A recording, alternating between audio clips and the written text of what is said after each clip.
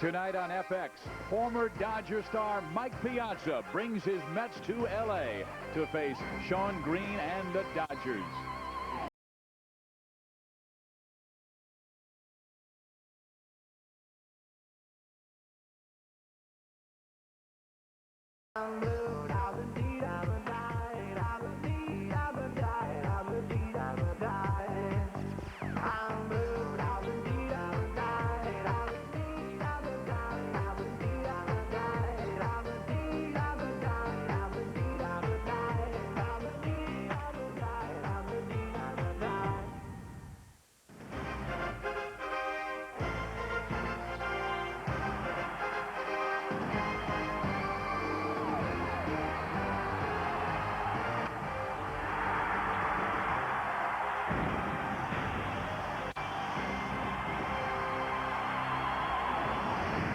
Welcome to Dodger Stadium in Los Angeles, California for Major League Baseball on FX.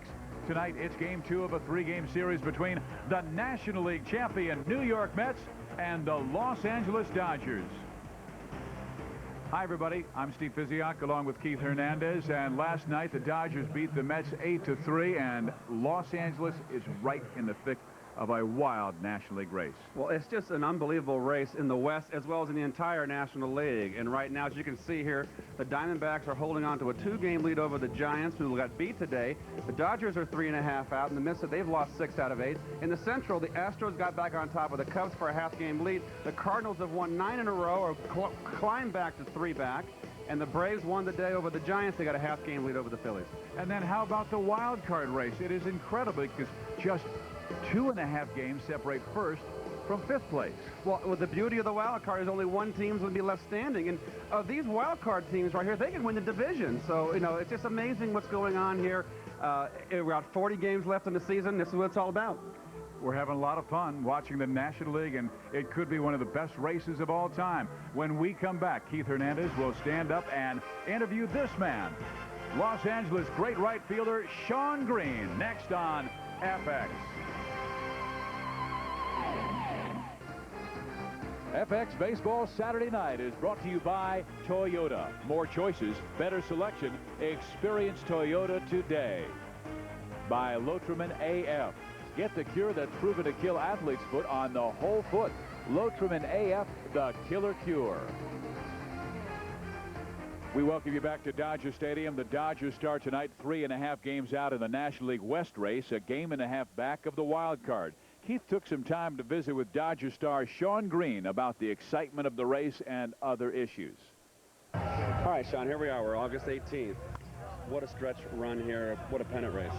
Yeah, I'm really excited about the way that the schedule is. I think all 3 teams right here, we're all pretty comparable teams, and it's just going to come down to if everyone's within a few games come mid-September, it's just going to be whoever plays the best the last couple weeks. Yeah, that's true. And the new schedule with you all playing each other, you're going to be going head-to-head with the teams in your division, which is going to be, that's what it's all about. Yeah, and I think the way it works is going to be great for us and for the fans, because whoever's playing the best baseball at the end of the season deserves to go. Absolutely. Now, a lot's been said this year. You've had just a rash of injuries, and this club has risen above, and all the talk about the harmony in the clubhouse and the camaraderie. Can you tell us about that? Yeah, right from the get-go, we had injury after injury, and it was kind of the attitude of who's going to be the new hero now instead of, oh, now here we go again. And I think that's a big thing. We have a lot of veteran players on the bench throughout the season, guys like Jeff Rebley, who stepped in, Bogart, who's been hurt quite a bit, but when he had a chance to play, he did a good job. So that's the key. I think when you have young guys on the bench, sometimes it's harder for them to know their role and know what they have to do, but we've been good at that. We'll have more of Keith's interview with Shawn Green throughout the game. We've got baseball next. For the Dodgers, Gary Sheffield against the guy he was traded for 3 years ago, Mike Piazza. A crowd of 40,000 expected here at Dodger Stadium for Game 2 between the Mets and the Dodgers. L.A. chasing Arizona and San Francisco in the West. And that guy has done it again for the Giants. Barry Bonds with number 54 today. It came in a loss to the Atlanta Braves, but he has 54 home runs with 39 games to go, well on pace of breaking Mark McGwire's record he set in 1998. Can he do it? McGuire had 47, and he finished with 70 3 years ago. Bonds, with actually 7 more, he's on pace for 71. So it just goes to show you right there that the remaining 39 games that Mark McGuire went on a tear, had a great September home run-wise. Be interesting to follow, and then the fact that he's in a stretch run is going to make it easier for him, because winning the ball games is much more important when you're, as opposed to just playing the season out if you're a second division club. And what did Mac? He got 2 in the final day of that '98 season. So the career, of course, it's Henry Aaron at the top, then Babe Ruth. But you see where Mark is moving up with 575, 11 shy of Frank Robinson, and Barry Bonds now tied with the great third baseman of the Philadelphia Phillies, Mike Schmidt. Those are your Toyota career home run leaders. Well, the Dodgers taking the field here at Dodger Stadium. Los Angeles won last night 8-3. Let's check tonight's starting lineup, brought to you by Nissan. Leading things off for Bobby Valentine's Mets, it'll be Matt Lawton, the right fielder. Edgardo Alfonso about second, then Mike Piazza with 305 career home runs. And look how many he had with L.A. Robin Ventura will clean things up. He'll be followed by Zeal, then Shinjo, Akbayani, Ordonez, and the pitcher Bruce Chen. Well, here's our Sears scouting report. James Baldwin came over from the White Sox. Has 2 fastballs, a sinking fastball, and a 4-seamer, which he throws inside to hitters. And he changes speeds with his slide, the hard slider, and kind of an off-speed slur.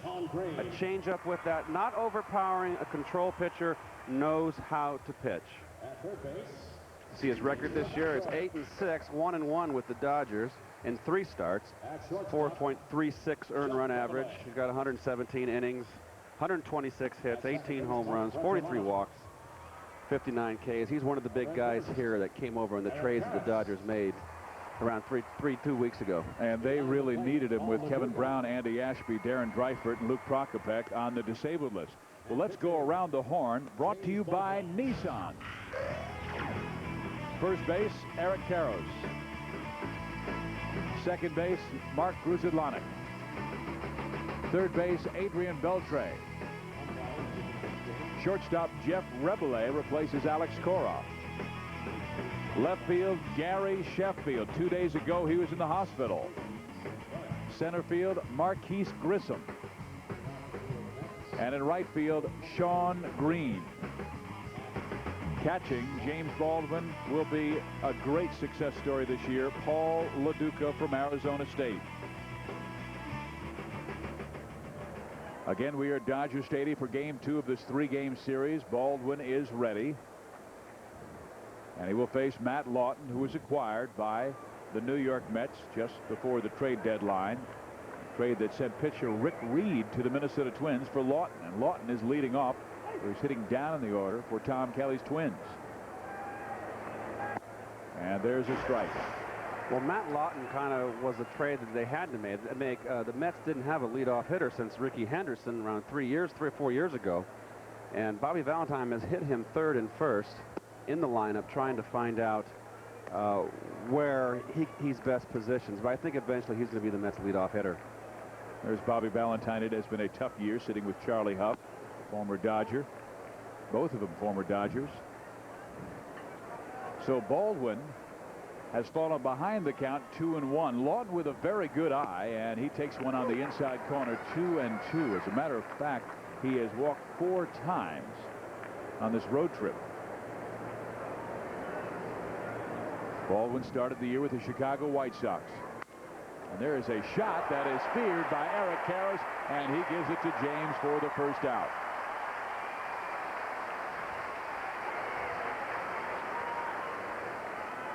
Well, this is a guy with a bad back out here. It's been injured most of the season. Karros here making a diving stab, taking away a obvious double, leadoff double. Makes a nice play there. Gets a good jump on the ball. And at this time of the season, when you're so close in the wild card and the West race, every single play is magnified. Well, that's the beauty of baseball. It's a long season. It's 162 games in 182 days. And it just kind of grinds through the summer, and all of a sudden you get into the middle of August and it gets fun. Here's Edgardo Alfonso. And he taps one. Baldwin has it. James, never known as a talented defender, snow cones this one and throws out Alfonso. So James must face one of the most feared Los Angeles hitters from the past. Mike Piazza, the greatest offensive catcher since Roy Campanella. 9th big league season, most of them early with LA, a .325 career average, 305 career home runs. These are phenomenal numbers for such a demanding defensive position. Well, Mike is certainly one of the great offensive players in today's game. He has struggled this year at the plate. The Mets as a team collectively are last in the National League, last in baseball in runs scored. They're hitting abominably with men in scoring position, and I think that Mike has just been trying too hard to do too much. Piazza pops it up right side. Eric Karros, one of his best friends with the Dodgers, makes the catch, and a 1-2-3 inning for James Baldwin as the former Dodger pops up.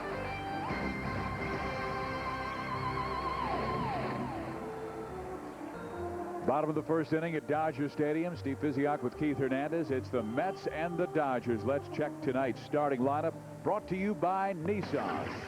Jim Tracy penciled in the names of Adrian Beltre, has been really strong in that leadoff spot. Mark Ruzilanek will bat second. Then Shawn Green, the right fielder. Gary Sheffield last night came out of the hospital after fainting on Thursday, and in his first at-bat hit a home run. Paul LaDuca bats fifth. Then Eric Karros, Marquise Grissom, Jeff Reveille, and James Baldwin. In our Sears scouting report here, we have Bruce Chen, that came over in that trade from Philadelphia that sent Turk Wendell and Cook over to the Phillies. Has a straight fastball, changeup, good curveball. He's a young pitcher, has control problems. When he doesn't get his curveball over and gets behind the count, he gets in trouble when he has to come with that fastball. You see his numbers. He's 5-6 with a 4.58 ERA this year, 19 starts. The opposition's hitting .244 against him. And with the Mets, he's 1-1 with a 2.75 earned run average since the trade. 96 strikeouts in 106 innings, and 24-year-old Bruce Chen's first pitch to Beltre is inside, missing ball one. Well, he's got good stuff. He started out with Atlanta, got traded over to Philadelphia. He's just one of those young arms. He's 24 years old, and if he ever hones his stuff out there and he can get the stuff, that's an age-old story. A lot of guys have great stuff. They can't get the curveball over, and you got to throw the fastball behind the count, and major league hitters are going to hurt you. But in the past, he was with teams that needed to win right now. Atlanta and then Philadelphia this year. So at just turning 24, you got to give the guy a chance. You might remember when you broke in, how many years in the minor leagues did you have? I had 2.5 years. That's not enough. I agree. I was up at 20, and I was not ready emotionally for the major leagues. Beltre takes inside, 3 balls and 1 strike. And Chen does not overpower you, but he gets a lot of strikeouts. Well, he's got good stuff. The strikeouts are there, and just his walk ratio to innings pitched is what hurts him. And he walks Beltre, the leadoff man for the Dodgers. Let's go around the horn with the Mets. By Nissan, Todd Zeile at first base. Second base, Edgardo Alfonso. Ventura at third. 3-time Gold Glover Ray Ordonez at short. Benny Agbayani in left field. Shinjo's in center field, won 7 Gold Gloves in Japan, and Matt Lawton is strong in right, catching Mike Piazza, the former Dodger. Chen brings it home, and it is inside and high, ball 1. Here's Mark Ruzilanek. Well, he's been hot of late, hitting .370 his last 11 games. Even hotter in his last 3.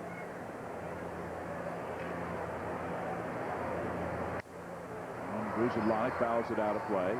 One thing the Mets don't do, their pitching staff, Piazza's been criticized with his throwing back there. It's been a tough year for him. The Mets don't hold on runners well, and a lot of teams now, they don't run like they used to, but this Dodger team here has got some people that have double figures in stolen bases, and Beltre's one of them with 12, been caught 4 times. And they will play Todd Zeile in front of the base runner. As a first baseman, do you like that? Well, I just think that it's Bobby Valentine's way of doing things. They try to get the first baseman to block the view of the runner. They want him to take it, either get behind him or take the extra step in front where he can get picked off. As a first baseman, having to hold a runner on and coming off all the time, and it's 95 degrees and it's a 10-0 game, I would love that. Really? I would love that, because then you're already in position to field. Now, yes and no. I mean, I think a good base runner, it's not going to do anything to them. It's not going to affect them. They're going to find a way to get a view of the pitcher, obviously. But now, Todd Zeile has nothing to do. He's already in position to field, instead of having to really bust hard off the base and get out in the hole.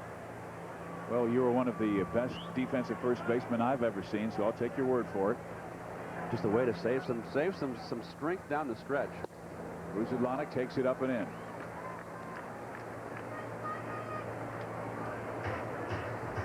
And base runners can't like it because you're blocking the view of reading the pitcher. Right, but they still got to throw home, and I would love to get Lou Brock in a conversation about this. And I'm going to go to St. Louis and do a game for Fox down the road here. And I'm going to...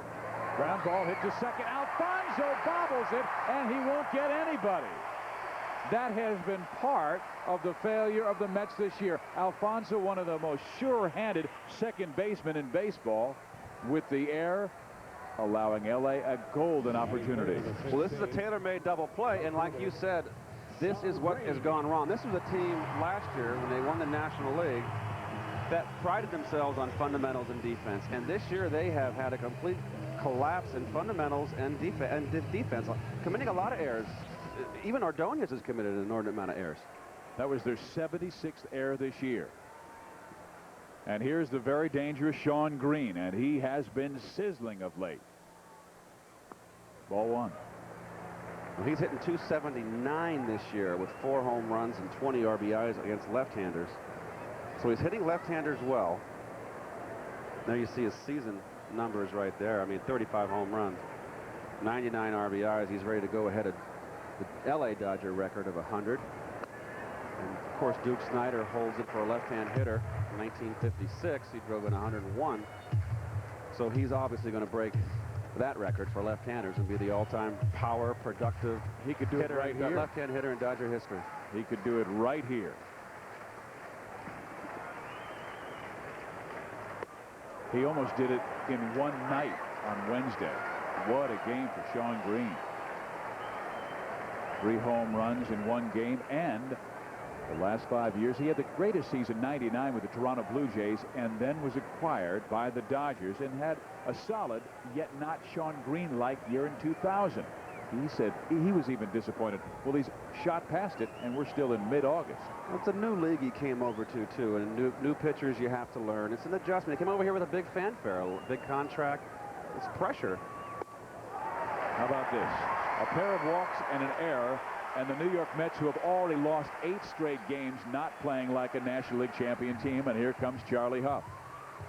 Well, they've struggled on the road all year, and bad ball clubs don't win on the road, so he should be, in all fairness, he should be out. There should be a runner on for nobody on base, and he might have pitched Shawn Green entirely different, and it was a tailor-made double play that was booted by Alfonso. But there's the inexperience, the youth, runners on first and second, nobody out. It's the first inning. I think overthrowing to Shawn Green, trying to throw too hard, and gets behind, walks him on 4 pitches. You got 8 guys out there. Sorry, I didn't interrupt, but you got 8 guys out there to field. You can't give free passes. Not with this guy coming up. What a night he had last night. Bases loaded and nobody out. Strike one. Gary Sheffield walked out of the hospital and then trotted around the bases with this 3-run home run in the first inning. He had fainted on Thursday, taken to the hospital at Centinela. They released him after doing all these checks, walks up, talks his way into the lineup, and then hits the home run. Here's a ground ball up the middle, and that's a base hit into center field. In comes one, right behind the second. The throw to third is in time, and Green is out, but the Dodgers get too early.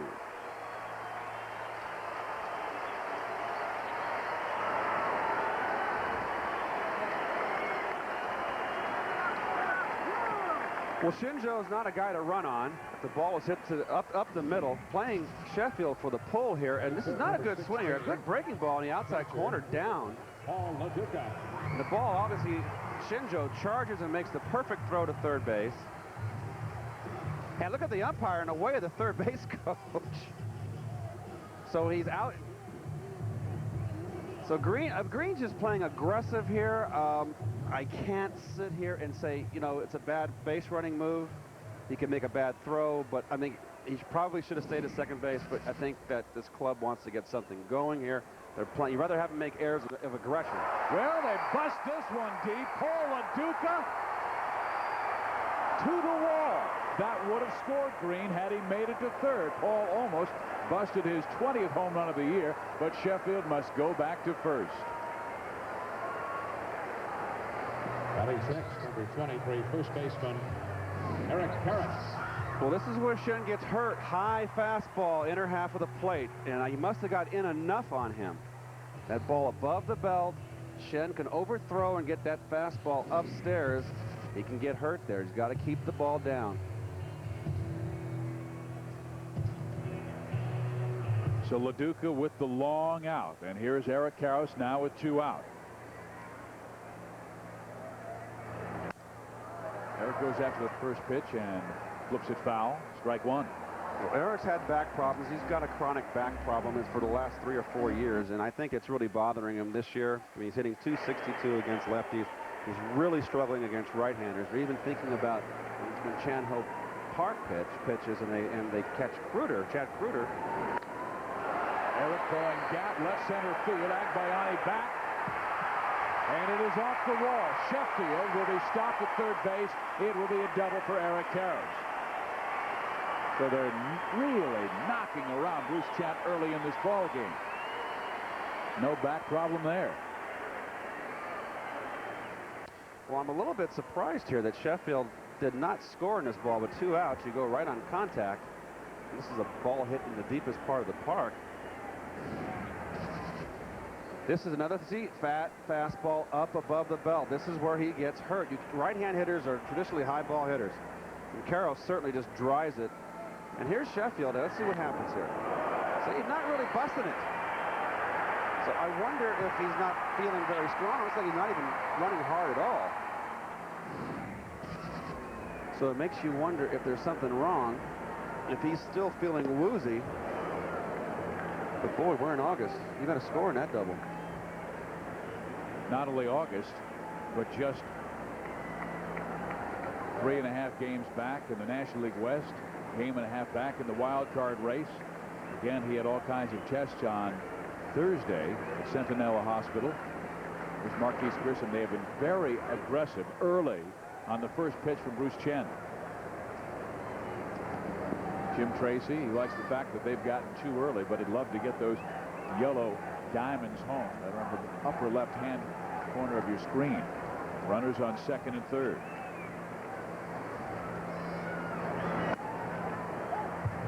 Grissom not only a welcome addition, but he is just one of the wonderful guys. And Gary Sheffield made a comment that, hey, I'll only come back if Grissom comes back. He's like a brother to him. He's like sending a signal out to management. But you know, Grissom had the great start, hit 343 in May. But since May, June and July, he had hit 200 in June and 196 in July. He struggled in August so far, so he's lost his production. He hit 7 home runs his first 67 at-bats here, and then he's had 7 home runs since then over the next 2.5 months. So he's been struggling offensively. And Chen fires it through there and strikes out Grissom, but the Dodgers get too early on the base hit by Gary Sheffield. He knocks in his 69th and 70th runs. 2-0, the Dodgers leading the New York Mets as we go to the second inning. These aerial pictures are courtesy of the Goodyear Blimp Eagle, based in Carson, California. Goodyear currently operates 5 airships around the world, 3 in the United States, the Spirit of Europe and the Spirit of the Americas in South America. Los Angeles takes the early 2-0 lead on a base hit by Gary Sheffield that knocks in Adrian Beltre and Mark Ruzilanek.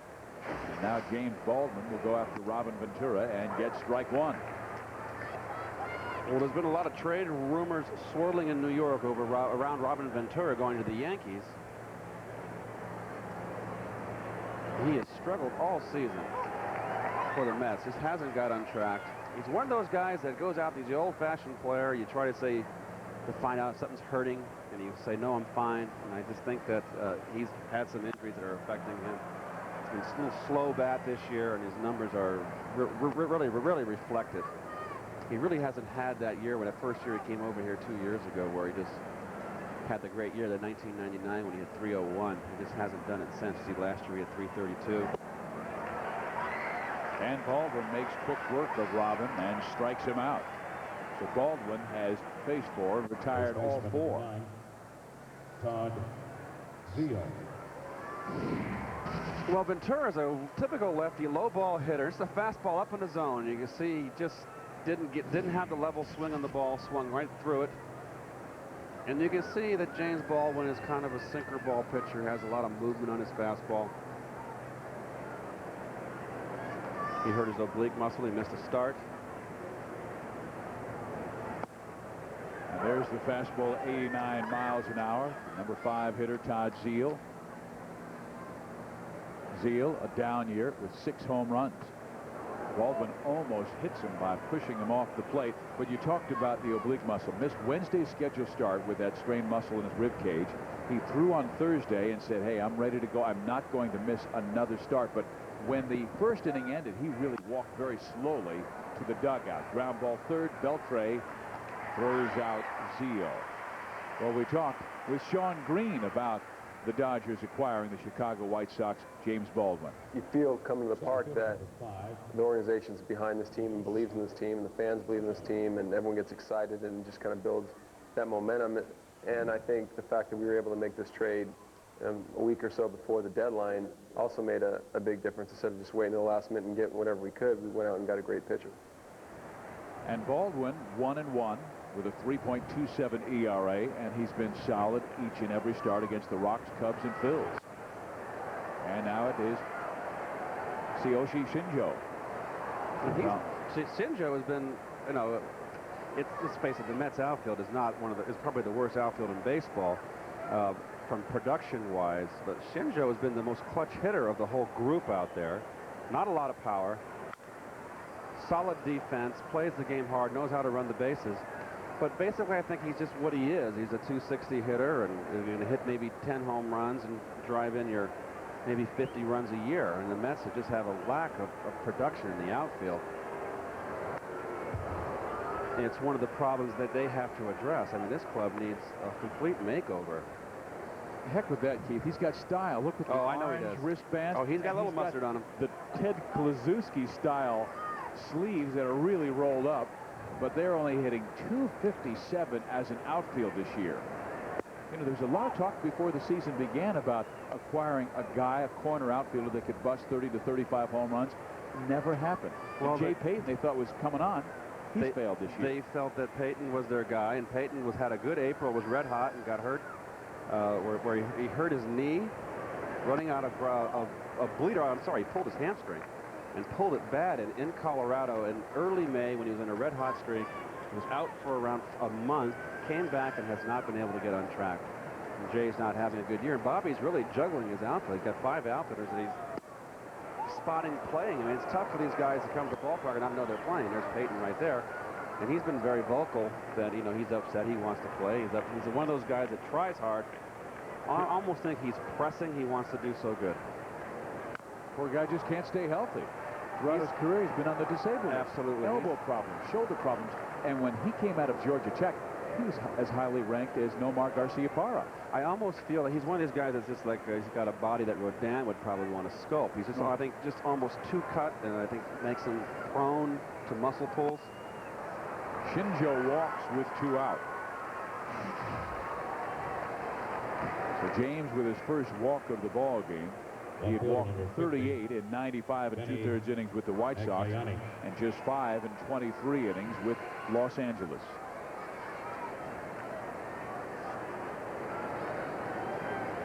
Boy, it has been a quick fall for the Mets. Last year won the National League pennant, won the wild card with a 94-68 record. finishing 1 game behind Atlanta. And they started out wonderfully the first series. They opened up with Atlanta. They beat them 2 out of 3 down in Atlanta, and then it all fell apart on them. They missed not having. They lost the left-hander Mike Hampton to Colorado. The Mets wanted to sign him. He wanted to leave. Some players, New York doesn't fit their fancy. I mean, they had John Olerud. John Olerud did not want to resign. They lost the only third hitter they've had. They haven't been able to replace Olerud at first base. Then they haven't been able to have a third hitter like Olerud. Olerud's one of the best hitters in the game, and a left-hander that they need in that lineup to balance it off with Piazza. And then to lose a guy that wins you 18 ball games. I mean, I don't care what Hampton's doing in Colorado. He's pitching in the worst park in the league for pitchers right now. Agbayani fouls it out of play, but they are last offensively in almost every category. Last in batting, last in runs scored, last in home runs, last in slugging percentage. Last year they weren't that bad. They're a full 1.5 down per game from a year ago. They're 20 points down in batting average. Bobby Valentine, he can't go out there and hit.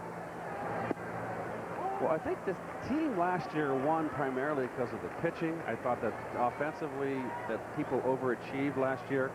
And that's what happens when you win. Everybody comes together as one and does the little things, much of what this Dodger team is doing over there. But their pitching carried them. When you have a Leiter and a Hampton, 1-2, that's a formidable duo to run up there. Then they have Rick Reed, and then everybody forgets that Bobby Jones was now with San Diego. That beat San Francisco. He went down. They had a horrible first half. Went down, came back after the All-Star game, and was 10-3 for the second half of the season. And then Rush had a very, very good year last year. So they had 5 solid starters with a solid bullpen. Now 3 of those starters are gone.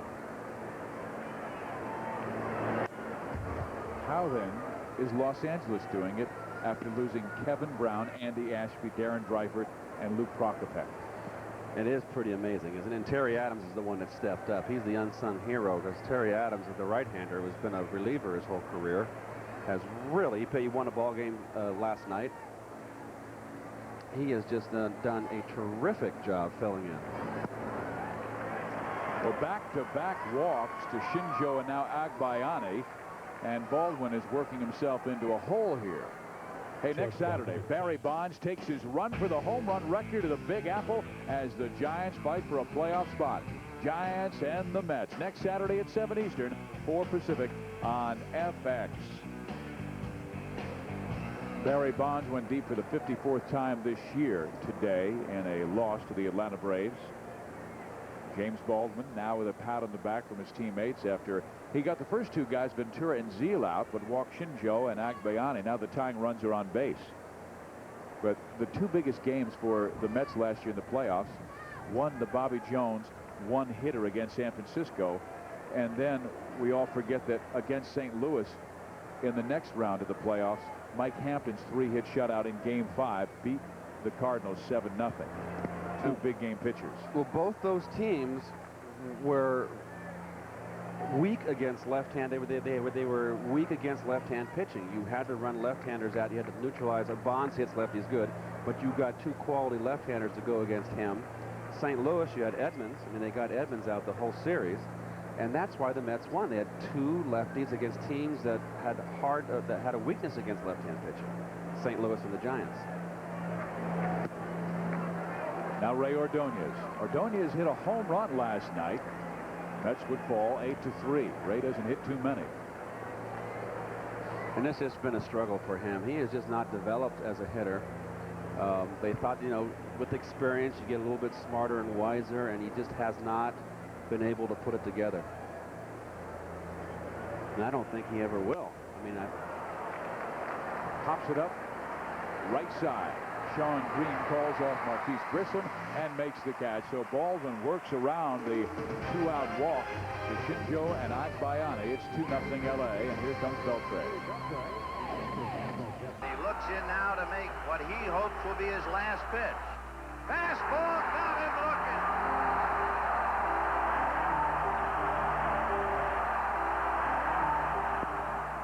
looking. These 2 teams have some history. 1988 National League Championship Series. You just saw Keith Hernandez strike out against Oral Hershiser. That was Howard Johnson, excuse me. I did not make the last out. You guys had to show that. But Oral got the MVP. He had an unbelievable year that season. Absolutely. Through the playoffs. He was going against you guys as a starter and out of the bullpen. That's Tommy Lasorda's Bulldog. He beat us literally. Did the same thing to the Oakland Athletics. And we had beaten that team 10 out of 11 times during the season. And Dwight Gooden took it into the 9th inning in Game 5 in Shea Stadium. We go up 3 games to 1. If he wins that game, and Mike Scioscia hits a leadoff home run to tie it, we wind up losing it in extra innings. I think Kirk Gibson hit the home run off Roger McDowell in extra innings. Instead of being up 3 to 1, it's 2-2, and we wind up losing the 5th game. So that was the 4th game, I'm sorry, and go back here to L.A. We win Game 6, and then Hershiser just went right through us. And right-handers had a hard time with our lineup. That's how good he was that year. He was unbelievable. I remember going to the World Series as well. Here's Bruce Chen, meantime, for the Mets against the Dodgers, 2001. And it is Jeff Rebele, and Rebele takes high, and the count goes 2-2. When Kirk Gibson hit that home run to beat Oakland in Game 1 of that playoffs, I'm sitting with my wife, and I said, they're up 2-0 and they only need to win 4. And she goes, why, this is Game 1? And I said, Hershiser's throwing tomorrow, and they ain't going to beat him. Exactly, and Hershiser went right through him, and that was one of those games that was such hype that it was going to be Oakland against the Mets. And I think Oakland, when the Dodgers beat us, Oakland had a letdown, and then to lose that one game that way dramatically in the bottom of the 9th, a walk-off home run, I think, and off Dennis Eckersley, their stopper, I think it took all the air out of the sail. Unbelievable. Now the New York Mets, a year after winning the National League pennant, struggling this season, coming in with a record of 54-68, 14 under 500. 4th in the National League East, 13.5 games back. Bobby Valentine, who worked his magic last year, just unable to get it from his kids this year. Rebele fouls it back again. Well, you can see if you're paying attention right now, and I think the camera angle behind home plate, you can really watch a pitcher and see how he's working hitters. And you can see right now with Shen, he's just basically a power pitcher. A lot of pitches, fastballs up in the strike zone, whereas as his counterpart, James Baldwin, is throwing the more sinkers, hitting corners. He's not overpowering. He has to pick at you at the hitters. It's 2 different styles of pitchers, and you can see that if Shen ever can get control and stay down in the strike zone and on the corners, that's a good breaking ball. Oh, it sure is, and he strikes him out. That's back-to-back strikeouts by Chen. He struck out Grissom to end the first with 2 on, and now strikes out Rebele to start the second. Well, we're going to have this whole sequence on pitch tracks here. The 88-mile-an-hour fastball up in the zone. There's a fastball low, up in the zone, not good. Up, see 90 miles an hour, overthrowing. Now at 89, a fastball away, and then he comes with the curveball, 81-mile-an-hour curveball down and in. That's a nasty curveball. If he can do that, get that throw curveball like that, he's going to win. But you can say that about a lot of pitchers. That separates the men from the boys. Pitch tracks provided by Questek. No question. Now he's facing the pitcher, James Baldwin, and he's going right after James, who is 1 for 8 this year. James tries to bunt, pops it foul. Now he's behind 0-2. And here's a guy, Chen, who is an extreme fly ball pitcher. Last year allowed 18 home runs in 134 innings. This year he's allowed 21 in 107 innings. Well, it's not surprising. Like I said, he gets his fastball up in the strike zone, and that's the easiest pitch to hit. It's the ball out over the plate, upstairs in the zone. From the waist up. Strikes out Baldwin. Third baseman number 29, Adrian Beltre. Well, you got a pitcher up here and someone that's been in the American League for how long? So, you know, why waste time? Go after him. He's not used to hitting. Let's go. When you're out in the field, it's like, come on, don't mess around. No 3-2 counts with these guys. Just go get them. Well, after giving up the double to Eric Karros, he struck out the last 3 Dodgers, so maybe Bruce settling down. And maybe Los Angeles will look back in this game and say we should have busted the game open in the first inning. They did not run the bases well. And a double by Karros could have knocked in 2 and made it 4-0. Here's a fastball up in the strike zone. There's too many pitches up in the zone. So as a hitter, you go up there and say, make him get the ball down. Do you see more pitchers attacking the high strike because of the new strike zone this year? I don't know. I mean, still, I saw Bob Houston in the All-Star game. It's still the easiest pitch to hit is the up fastball. But I think that there's a new style of teaching hitting today, and I think they're all hitting on their back foot, and they're all swinging up, which makes them great breaking ball hitters and great low ball hitters because they weren't calling the strike above the belt. Now these hitters are hitting with uppercut swing, a lot of them, and they can't hit the up fastball with something on it. So the hitters are going to have to make an adjustment. I always felt that this game's, how old is this game? 100 and some odd years. Why all of a sudden is the ball above the belt not a strike? I mean, it clearly says the letters to the knees and the corners. Why change it? Ground ball, second base, Alfonso. It gets his man Adrian Beltre and the Dodgers out in order in the bottom of the second. As we come back, we'll see Chen hit and then Lawton and Alfonso. We're back at Dodger Stadium where we are in a pennant race. The Dodgers 3.5 back of the Diamondbacks, and in the wild card 2 games back of the Chicago Cubs. Right now, Arizona with a 2-0 lead over the Chicago Cubs. Quite a matchup because the Cubs were leading the Central. And right now, Arizona with Luis Gonzalez hitting his 46th home run. That may be all they need because Randy Johnson is on the mound, and he's already struck out 5, so he has 282 strikeouts already this year. Well, Arizona was struggling, and they have turned it around. They got a great 1-2 punch with, of course, Curt Schilling and Randy Johnson, which will keep you out of any losing streak, of any length. And Luis Gonzalez is having an MVP season, and Matt Williams now has come back from injury and has really been getting a lot of key hits. They were a team struggling to get runs across. Now they're starting to score runs. They're playing good ball. They've won 7 in a row. Chen, weak swing at Baldwin as James comes right after him and gets quickly 2 strikes. 4 for 33. Oh, he hit the ball on the line. He's got to dial it up a notch, though. Yeah, sure does. A little tardy. Kept his hand inside the ball, though. Yep. Inside corner, he strikes him out. Number 2 for James Baldwin. This fall, FX brings you 3 of the biggest hit shows on network TV. At 7, it's Buffy and the Vampire Slayer, followed by, at 8 o'clock, by Ally McBeal, and The Practice at 9. 3 hits, 5 nights, 1 network, and all new prime time. Starts September 24th on FX.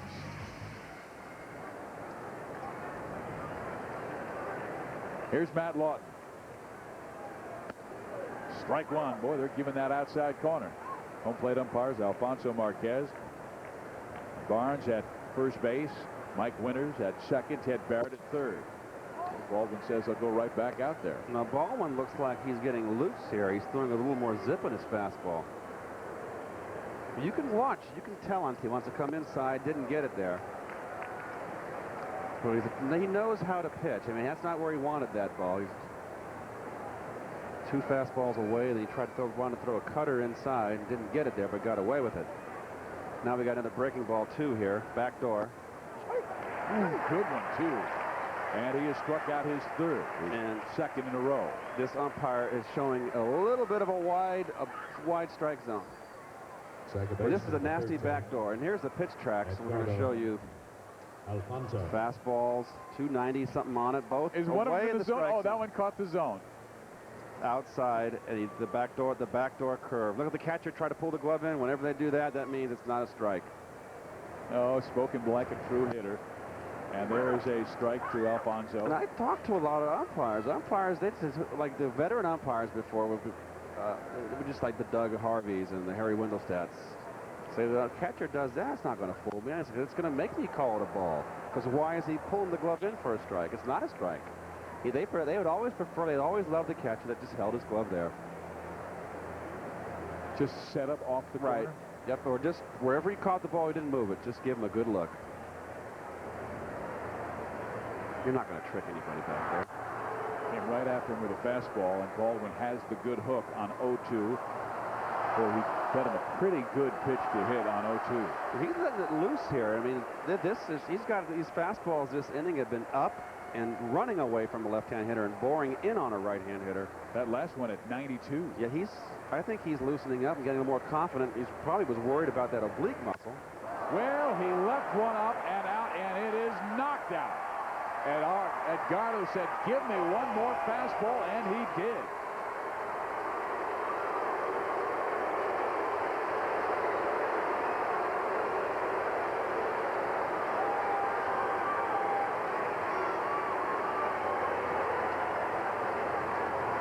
I thought he got away with a fastball and was going to come back with a curve, Keith. Well, he tried to come back inside. Again, up in the zone. Catcher set up inside.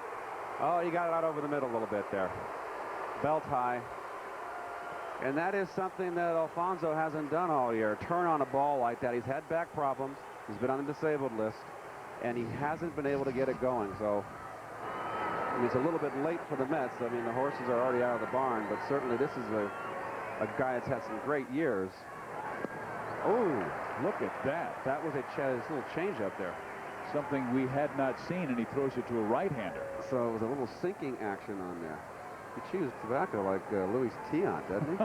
He just needs that little set position that starts about 8 feet over his head and then shakes it all the way down to his waist. And he comes fastball at 91, so he moved up 9 miles an hour and had good location. And good location and down in the strike zone. That was the key. And Piazza this year has been having trouble with the pitch away. You leave the ball out over the middle half of the plate in, he's going to put a hurt on you. You've got to pitch him inside, up and in tight to keep him honest. And if you're going to throw him away, you've got to get it on the outside corner. If you leave it over the outer half, he can put a hurt on you. But he's been really, really struggling with the pitch away. Way away, 1-2. Bolton struck out the first 2 Mets that he faced and had Alfonso down 0-2, then Edgardo homered. There you go, jamming him. And it's popped up, and Baldwin will take it. And the Mets are out in the 3rd inning, but they come back with a run on the solo home run by Edgardo Alfonso, and James continues his slow walk to the dugout. Edgardo goes deep, number 13 this year, and the Mets cut the lead in half. The Dodgers lead the Mets 2-1 on Gary Sheffield's 2 RBI single back in the 1st inning. And here we go to the bottom of the 3rd inning, and it will be Mark Grudzielanek, Shawn Green, and Gary Sheffield. Grudzielanek reached on the air, then the walk to Green, and Sheffield drove a single back up the middle. Grudzielanek, who has been playing well, came in hitting .285 and hitting .370 in his last 11 games.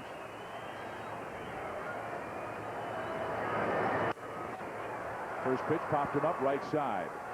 Zeal makes the catch. 1 out.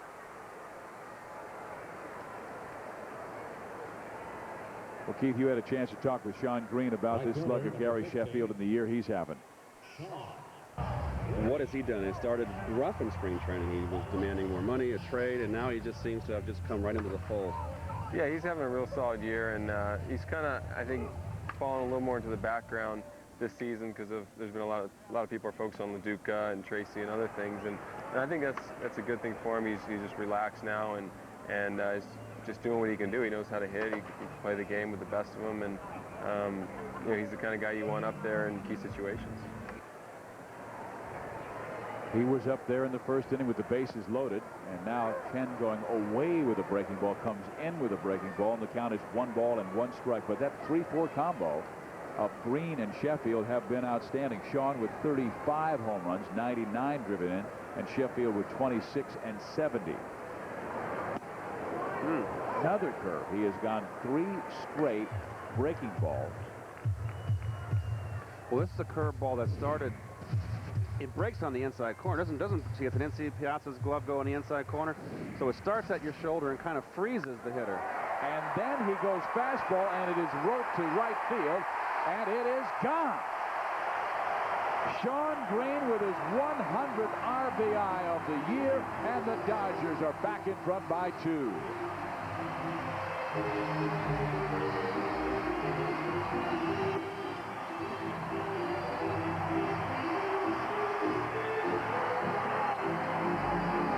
a 1-2 count, 3 straight curveballs, comes with a fastball, wants it in. Oh, he got it over the middle, and he just turned on it. Now, he's behind the count. That's just good hitting. When you're 1-2 in the count, you can't be looking for anything but a fastball, and you're just bearing down. Extremely, that went out like a 2-iron. I'm telling you, we have seen some mistakes on 0-2 counts in this game early. Green's 36th home run. He needs one more RBI to match Duke Snyder, last left-handed hitter to knock in over 100. And there's Sheffield down the left field line into the corner. Gary will trot into second with a double with 1 out. So Sheffield 2 for 2. And remember, he had 2 hits last night and 4 driven in a day after he had fainted at his home and taken to Centinela Hospital and had all kinds of vascular and neurological tests. Well, it's another fastball up in the zone, out over the middle, and that's where you're going to get hurt. And he just, actually, it was a ball he could have driven the other way, but he's looking for a first ball fastball hitting right there. Extended his hands. He stays so level on a high ball. And that's why he's a 300 hitter. He doesn't strike out. For a guy with power numbers, he's a tough strikeout. Here's another tough strikeout, Paul LaDuca. Spreads out at home plate. Paul, not that big at all. 5 feet 9 inches tall. Great hitter at Arizona State. Hit .446, but because of his size, was not highly recruited. Well, this is a guy, 25th round pick. He was 7 years in the minors, only hit 30 home runs. In the 7 years in the minors, always a 300 hitter. Comes up here, he's got 19 home runs. And he's led off most of the season. And now with Caro struggling, they had to hit him. They changed it. They moved Beltry to the leadoff position and put Paul behind Sheffield to give him some protection. Because he's really basically, he doesn't strike out. He has a good eye at the plate. Just a solid line drive hitter. They had to strengthen the middle of their order. Almost hit it out back in the first. Driving the left fielder Agbayani to the wall. Sheffield with a 1-out double after the Green home run.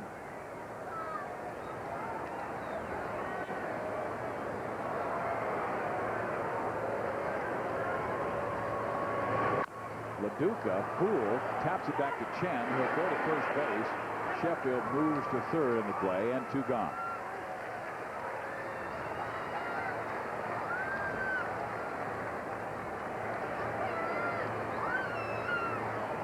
First baseman number 23, Eric Karras. Now Eric Karras, who doubled in the first inning. Talked about his back problems. That's why the batting average down under 240. Karras last year hit .250, but with 31 home runs and 106 RBIs. This year only 13 long balls. I talked to Jack Clark, the hitting coach for the Dodgers during batting practice, and he said he went up to Karras and said, look, you're not going to hit your 25, 30 home runs this year. You've got 13 right now. It's not going to happen. So why don't you just concentrate on shortening your stroke and getting doubles, singles, just driving in big runs. You're a veteran hitter. Just shorten your stroke and hit smart up there. Jack, let me tell you, if the Cardinals didn't get him, we would have won in '85 and '87 in St. Louis. That was the one nasty cleanup hitter for St. Louis. Little tapper. Chen has it. He fires to first base in time, and they get Eric Karras and get out of trouble in the third inning. But they do give up 1 run on Shawn Green's solo home run. His 36th of the season, a line drive shot over the right field wall. RBI number 100 for Green. It's been the Green Sheffield story once again. They have driven in all 3 Dodger runs. A 3-1 lead for Los Angeles. On Wednesday, Shawn hit 3. His biggest night as a Dodger. 3 home runs, 7 RBIs. And tonight, well, he got another. He has been on fire since the All-Star break. 16 home runs for number 15. As you can see, all those pitches were low balls, whether they're a breaking ball or a fastball. And I'm sure, you know, traditionally all left-hand hitters love that low ball, and he certainly has a low ball swing. That is one of his zones. James Baldwin against Robin Ventura. Robin pops it foul and out of play. But that was the only victory Los Angeles had against the Montreal Expos. They've lost 6 of their last 8 games after they moved into first place. And it's not a good way to start the homestand. In the first game they lost, they had the lead and it was blown. It was blown save by Jeff Shaw. They took the lead into the ninth inning and wound up losing by a run. And what a job this guy's done with this ball club. Jim Tracy's been outstanding. The players just seem to like him. He's up front with them. Strike. Inside corner, Ventura has struck out swinging and now looking in this game. Hey, you remember Cato Kalin? Well, Cato Kalin and Resurrection Boulevard star Nicholas Gonzalez are among those to join host Jillian Barbaret's celebrity panel on The Test, weeknights at 11 on FX. 4 strikeouts now for James Baldwin. Here's Todd Zeile, former Dodger. It's been quite some time since Todd hit a home run. July 8th, his last home run came at Yankee Stadium. Well, his power numbers have been down. And he's got another year in his contract. I mean, the Mets have 2 guys there at the corners, Robin Ventura and Todd Zeile, that are aging veterans that have had good careers, carrying big salaries, and they're trying to unload them. And there's just no interest for Zeile. A little bit of interest now in Ventura with the Yankees, but I think the Mets are going to want to kind of unload their salary, which is in the 90 million zone area. Be able to go into the market and get someone with another bat, a power bat, and hopefully they're looking for a left-handed bat to protect Piazza. I think Piazza's not really a third hitter. I don't like him hitting in the third hole. It's a lack of a third hitter for the Mets. They have to hit him there once in a while. But he's a cleanup hitter. You got to hit someone, a good third hitter in front of him, and find someone to hit in the 5 hole and protect him. Well, Zeile turns 36 on September 9th. Ventura, 2 years younger, 34.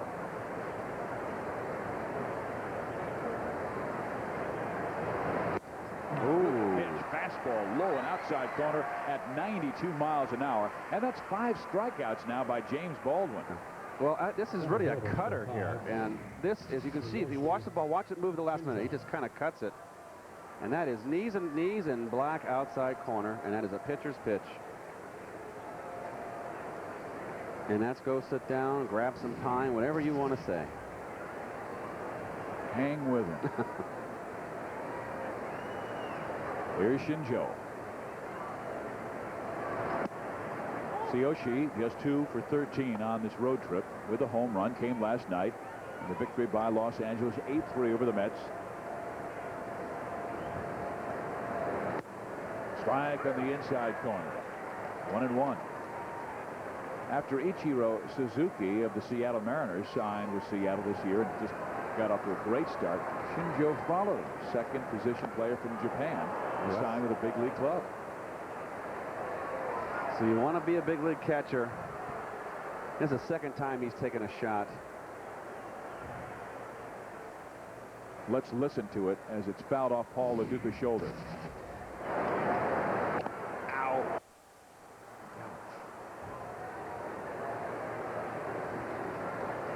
And that's right where the bone is on your shoulder, and that hurts. And that's something he's going to come to the park with tomorrow, and it's going to be black and blue. And oh, he got it in the collarbone.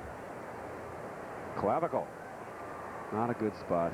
And Keith, you know, some catchers will have those little flaps on the Piazza has it, and I think they should, but maybe some guys feel that it bothers their throwing. And we're going to get another look here. Ah, gosh. That hit right square on it. You couldn't get me to catch. For the Dodgers, Jim Tracy has survived through so many injuries this year. Right now, on the DL, he has so many. I mean, you talk about Kevin Brown, who's out with a torn flexor, Andy Ashby, Darren Dreifort, Luke Proctorpeck, Tim Bogart. Chad Kruder beginning to stretch just in case, but LaDuca says he's all right. Boy, he has been so marvelous in that 5 position. Another weapon for Jim Tracy. And he says he's all right. You know what? If you've had a clavicle problem, I don't know if you've broken your collarbone, you can't do that if you've broken it. Of course. As soon as you raise your arm, oh my gosh, I broke mine. And also, you know, 7 years in the minor leagues and you finally get a chance to start on a Dodger team. Absolutely. Hey, you'll rub some dirt in it. He's a tough kid.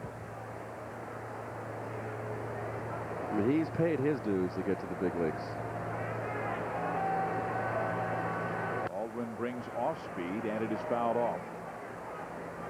Pinjo behind the count, 1-2. Baldwin came into this inning throwing 50 pitches, and 2/3 of them for strikes. And he was like 80% of the time throwing first pitch strikes to each Met. Oh, look at that. Nice curveball outside corner, and he strikes out the side. James Baldwin with that slow walk to the dugout. 6 strikeouts through 4.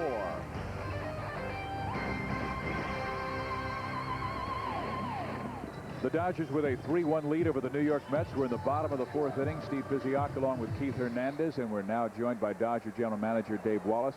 And Dave, congratulations with the run your team has made. I know you've stumbled of late, losing 6 of your last 8, but going back last 47, you've won 29, lost 18 to get back in both races.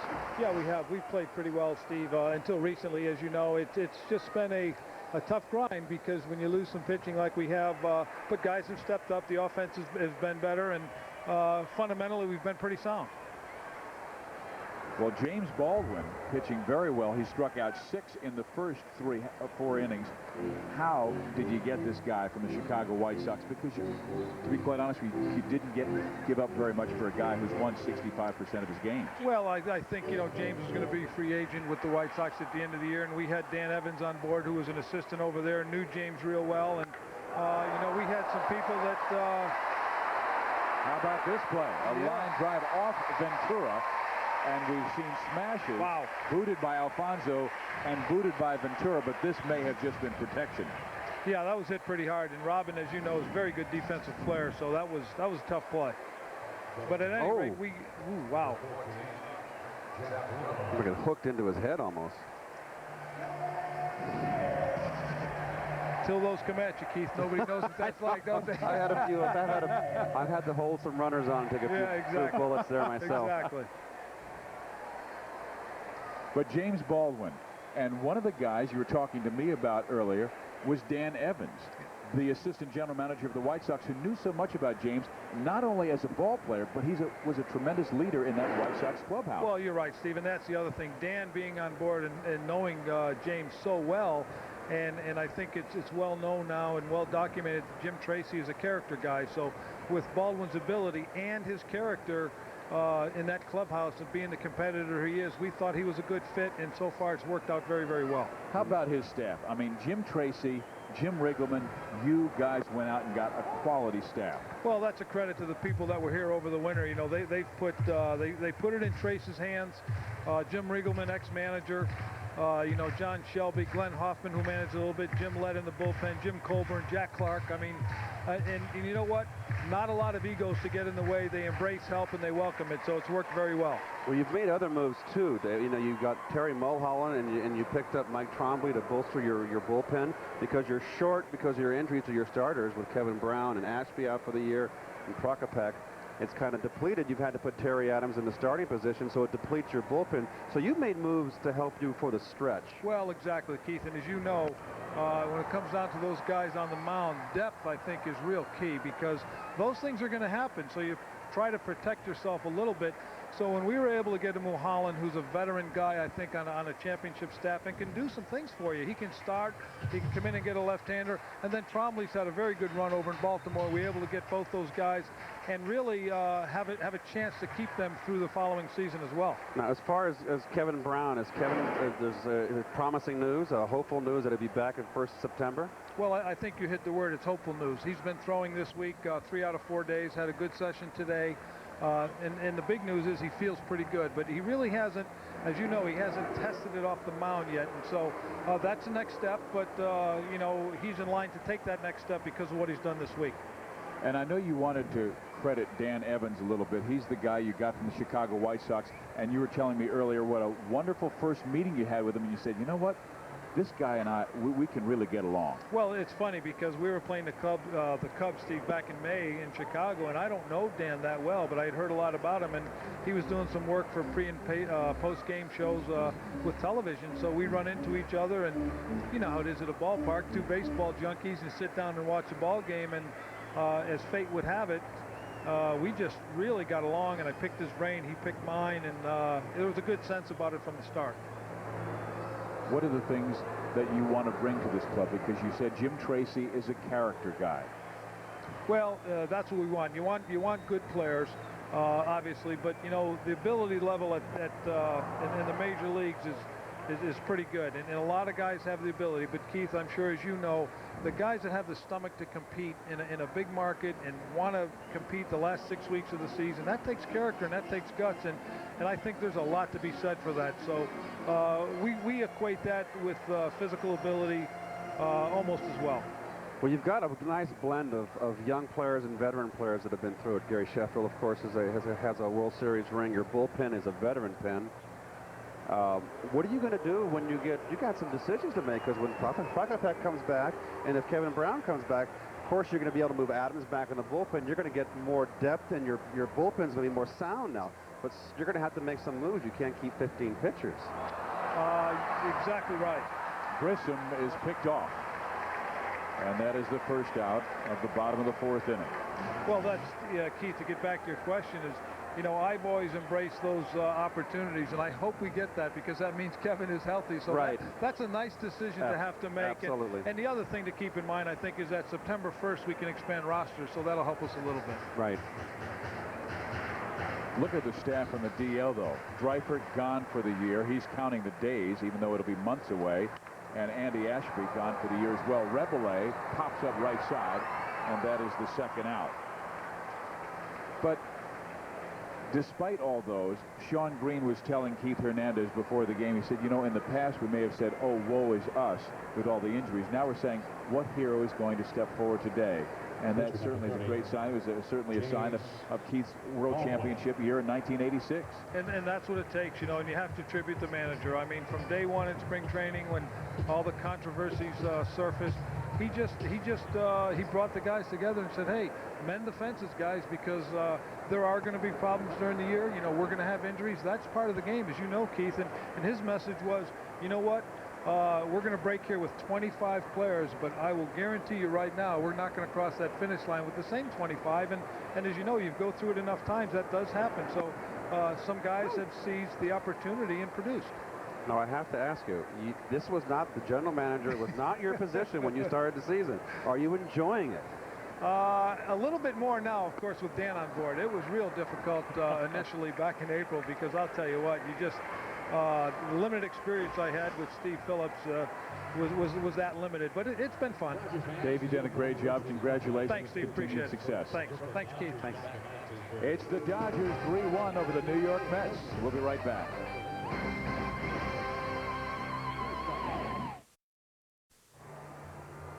Like Walter Alston in the 60s and 70s, Jim Tracy is a quiet leader. We talked to him about his direction with Los Angeles. There is a mindset in our clubhouse now that, you know, just like adversity can get in there or negativity can get in there and cause problems, there's so much positive in there right now that it's going to be impossible to dig it out. I think that I feel very confident in the fact of saying that we're in this for the long haul now. And they want to keep him. You see the 4 managers they have had in 4 years after 2 and 32 with Walter Alston and Tommy Lasorda. But he said he wanted to establish a continuity, establish a camaraderie, establish a mood in the clubhouse of unselfishness. And he said, look at the teams around baseball that win, that are all of those. The Atlanta Braves, he mentioned, the New York Yankees. They said those are guys with great character, not just outstanding talent, great leaders on their clubhouse. I feel they've got that with the Dodgers right now. Here's Benny Agbayani. Lead things off in the 5th inning. Fouled back. Oh, Benny's another one that's having an off year, and his play was just like the mantra of the Mets this year. There, just people had career seasons last year, and this year, whether it's an off year or water seeks its level, it's just been a tough grind for Agbayani. He's only has 5 home runs. They expected 20 plus from him. He had 15 last year with 60 RBIs and only 24 driven in this year. Bobby just bounced around his lineup so much this year. I mean, it just it worked last year. It hasn't worked this year. I mean, if guys come to the park not knowing they're going to play every day. And he waited until the last minute to pencil out his lineup today. He just wasn't sure who was ready. That's the way he likes to play his bench. But I think you have to have a regular lineup out there predominantly. Keep them sharp. Ground ball. Eaten up by the shortstop, Rebele. He makes a nice play. Throws out Agbayani for the first out of the 5th inning. Well, Rebele is being platooned with Alex Cora. Cora is the better fielder. Rebele is the better hitter. And here's a play up the middle. Certainly a nice play. Got a good jump on that ball up the middle. Takes away a base hit from Agbayani. Well, you're right about playing the same lineup. The Seattle Mariners haven't had too many injuries. And look what they have done this year. The New York Yankees in their successful seasons haven't had too many injuries. They've had more with their starting pitchers this year. But their everyday players are out there game in, game out. You've got to, there's something to be said. You cannot let your bench just die in the vine. I mean, they need to get in there and get action. Pop up. Cruz Atlanta can't handle it. And it falls foul for a strike. Well, this is the plays you work on in spring training here, the one where all 3 players converge on each other. The second baseman's got to take charge. And Karros, if he hears him call him off, he's saying, I got it right there. If Karros, once he hears it, he's got to pull out. But it looks like Karros didn't hear him. I mean, the Lord gave you a voice to shout with. Just yell to the high heavens so Keith, you avoid it. There's 45,000 people here. You know how difficult it is to hear, I got it, with everybody screaming. Well, they always manage to hear me. And I tell you, this is a very... In batting practice, nobody in the stands. Maybe we can get a look at this crowd. I mean, it's just great to see Dodger Stadium filled up like this. I mean, it's just awesome sight. When you're playing, it's just unbelievable to play in. This is one of my favorite ballparks. But it's a quiet crowd right now. This game is kind of settled in. No one was screaming and yelling. Like if you were in New York or Yankee Stadium, Boston, Philadelphia in the Northeast, and that ball down the right field line, there'd have been 50,000 people screaming like crazy. There's a more sedate West Coast here. Hernandez, you got no chance. Ground ball hit the third. Beltre bare hands, and his throw is not in time. Ray Ordonez with an infield hit. Well, Adrian Beltre is underrated as a defensive player. And this is one fine play here. And this is not an easy play to bare hand. Nice, strong throw to first. Now, he pulled him off the base here. I'm going to see if we get a better look here if he beat it. He beat it. Yeah. And it's just a nice play. Good hustle by Ordonez. You can smell that hit. And now we have a bunt situation here with one out with Bruce Shenna. Beltre comes in from third base. Popped up. LaDuca can't get it on the slide towards the screen and gets hooked up with his shin guards. Well, he gives it everything he has, though. Well, he plays hard. And Dodger Stadium now, you can see this foul tip on the bunt. And the hustle. Really busted. And whoops. Let me get myself untangled there.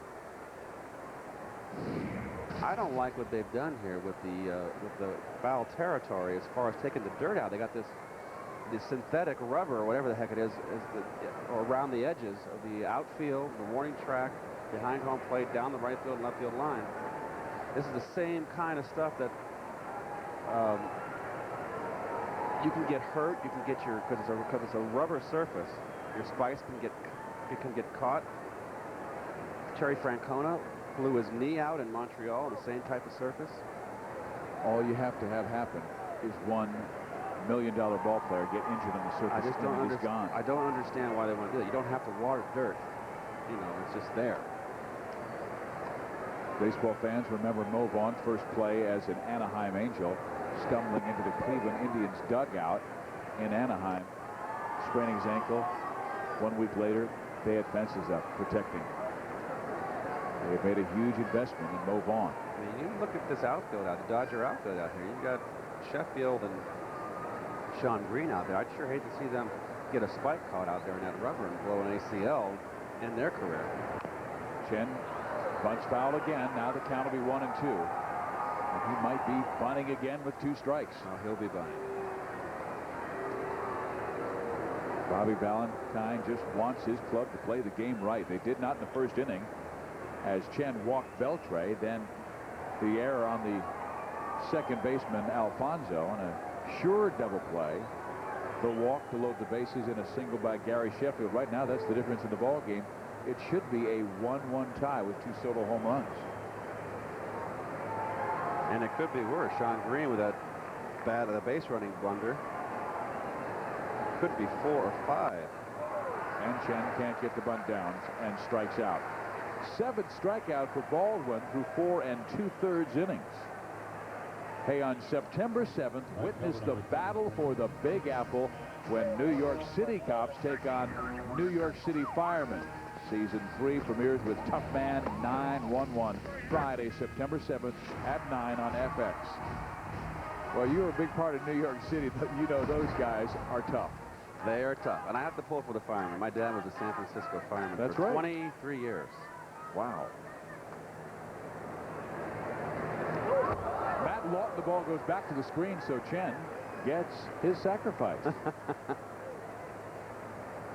No, that'll be a wild pitch. He set up outside. He wants a fastball. He wants a little sinker ball away. You can see him set up away, and he just overthrows this ball way inside and puts something extra on. You can see in the pitch tracks here that it's, you know, and with the catcher set up way outside, he couldn't get to it. Leduca's not really a great receiver back there. He's still learning how to call a game on the big league level. And he really started catching in pro ball. Right. He only caught 4 times at Arizona State, started catching full-time in '96, he told me before the ball game. And he said the Angels now skipper Mike Scioscia was tremendous in his development. Some of the things he taught him as far as footwork and exchange from glove to hand. Matter of fact, Paul Leduca was sharing some of those with Jesse Orozco's 14-year-old son, who's a pretty good catcher himself.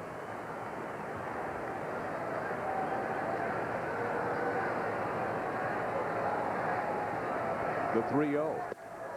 Lawton takes ball 4, so the Mets have 2 on the tying runs on for Edgardo Alfonso, who bashed a home run in his last at-bat on an 0-2 count from James Baldwin.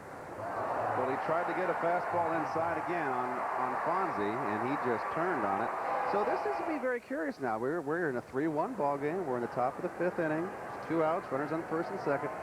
This is an interesting at-bat and an interesting sequence of pitches. As a fan, and I'm a fan, to watch behind home plate and see how Baldwin's going to work them. He threw him mainly fastballs. Absolutely, and powered him in. He's going to go away first pitch. And that's a high strike. That's the new high strike. That was a borderline strike, but the pitcher gets the call, so now he's ahead in the count. It's so important for a hitter to get 1-0 as opposed to, and a pitcher to get 0-1. The first pitch is critical in every at-bat.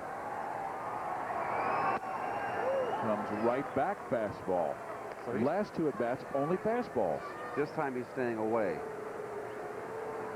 So he's thrown 2 fastballs away. And let's see what the catcher. Well, the catcher's going to put down the pump, so we're looking at the runners on second base, so we're not going to be able to tell. He's setting up away again, curved him. And Fonzie had a good swing on that one. Now the count is 1-2. Last year, Alfonso was a very good extra base hitter.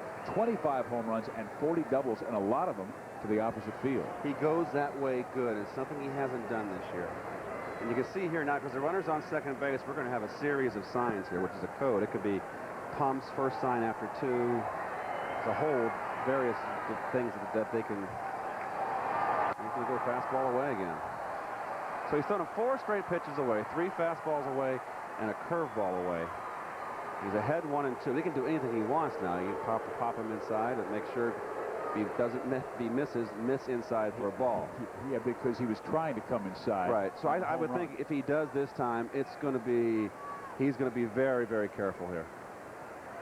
So that's just, we don't know the codes. We don't know what he's going to throw. Ordonez, very good speed at second base. Lawton, very good speed, first base. Away again. Another fastball. He's challenging.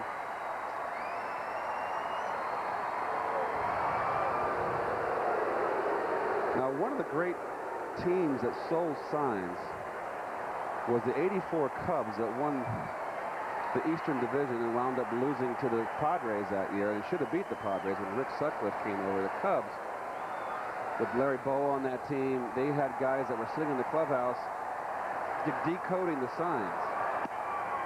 So we as a team, there was a change-up away there. When we played the Cubs, and we lost the last 10 days of the season, we lost to the Cubs that year with the Mets. And we would, every inning, we would change, Gary Carter would change the signs with the pitchers so they couldn't catch on.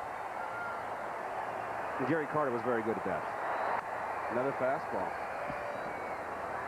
Well, Alfonso may be getting a little more comfortable. He's seen so many pitches from Baldwin. Well, it's just, Fonzie just doesn't look, I think his back is bothering him this year, and he just hasn't been able to get on track. Those are pitches out in the zone where he loves that ball outer half of the plate down, and he just can't seem to drive the ball this year. Now he's coming in, and he didn't get it there, but he got in enough. I like the way Loduca he makes the call, he doesn't set up real quick. Because some hitters can get peripheral vision. You can see behind you sometimes. You weren't a peeker, were you? I peeked, darn right. If I can't see the catcher out there on certain situations, I never did it all the time. Once in a blue moon was an RBI situation late in the game. Just take a quick peek. If you can't see him, then he's set up inside. Just missing away, and after being in front 1 and 2, this is a quality of bat by Alfonso. Now with the count 3-2, those runners are going. If he gaps one, 2 can score. And you got Mike Piazza in the on-deck circle. Yeah.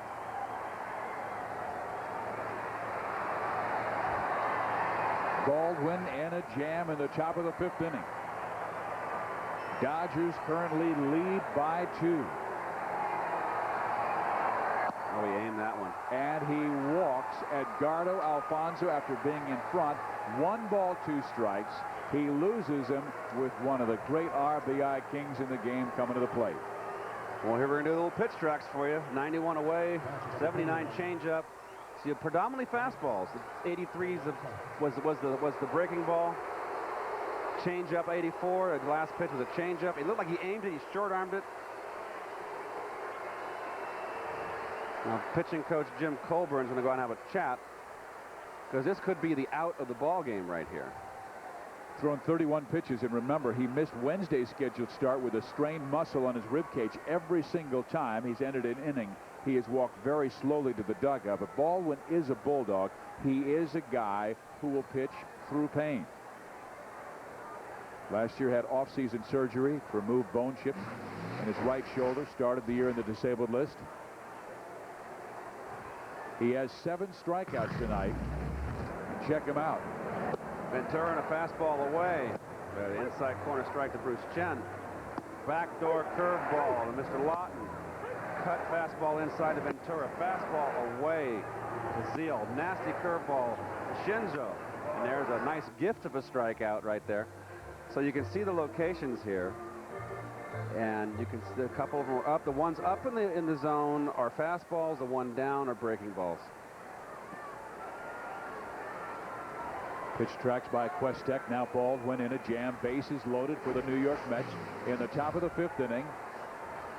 2 out, and former Dodger Mike Piazza at the plate against his old team, hitting .285 with 5 home runs. And Baldwin comes inside with a running fastball. Strike 1. That is a good pitch particularly against Piazza. That's what the pitchers have been doing. They've been throwing him inside and getting him worried in, then going away. Outstanding with the bases full. They have two guys who can really drive in runs, and they're back-to-back with Piazza and Ventura. Bases are loaded with Ordonez third, Lawton second, Alfonso first. And Mike swings and drives it to left field. Sheffield back, and it is off the wall. In come two. And now they will send Alfonso. The throw to the plate is out. In time, but Piazza ties it.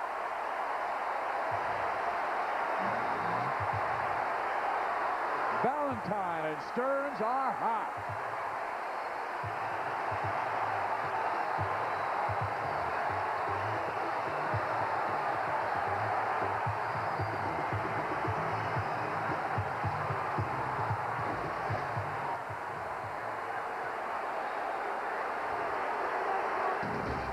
Sheffield to the cutoff man.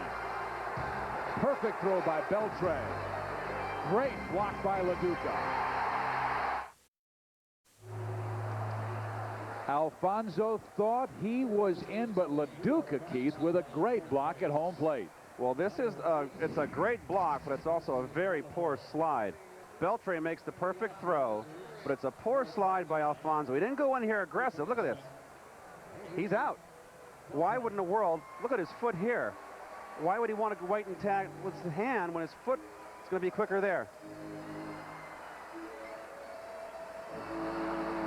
And Bobby Valentine furious. He thought his man was in there and gets tossed out of the game after throwing his hat.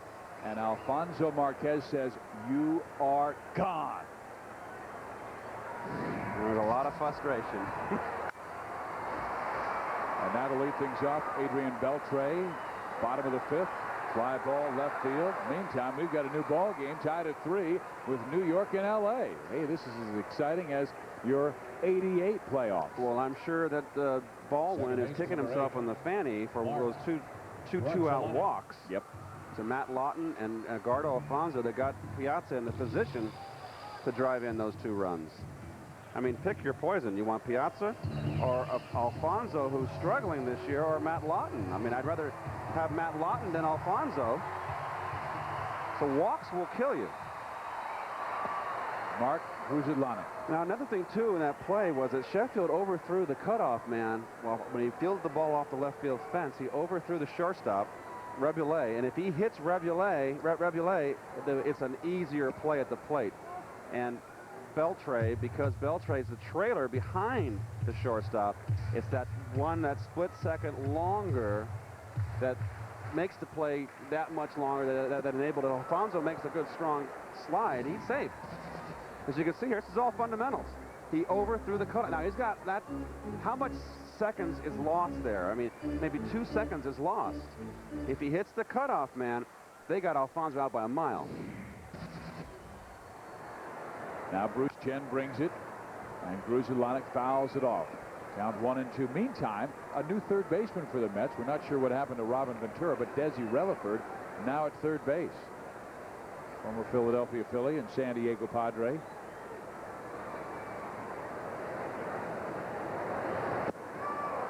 And a swing and a miss, and down goes Gruzelanek. So Chen coming down in the strike zone and getting his strikeouts. 5 strikeouts for Bruce. Number 15. One of the world's most enduring symbols, the Goodyear Blimp Eagle, has been providing these aerial pictures. Goodyear blimps travel over 100,000 miles every year, covering major events like tonight's Mets-Dodgers Game 2. LA won last night 8-3. Now Shawn Green, who has walked and homered.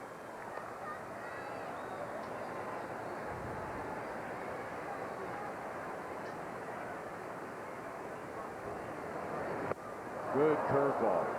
And he had Shawn set up with nothing but off-speed pitches, curveballs in the at-bat where he hit the home run. He went with a fastball away, and the catcher set up away. So I always question when you can see here he's 3 means it's going to be a breaking ball here.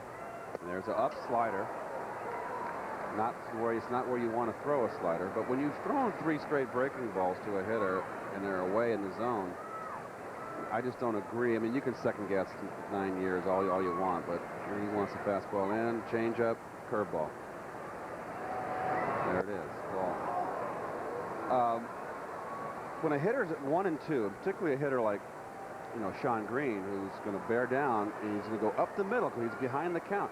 A hitter becomes more vulnerable inside. Green hits it sharply to Relaford. Desi throws out Shawn, but just by a step. 1, 2, 3. Chen gets the Dodgers in the 5th. We go to the 6th, tied at 3.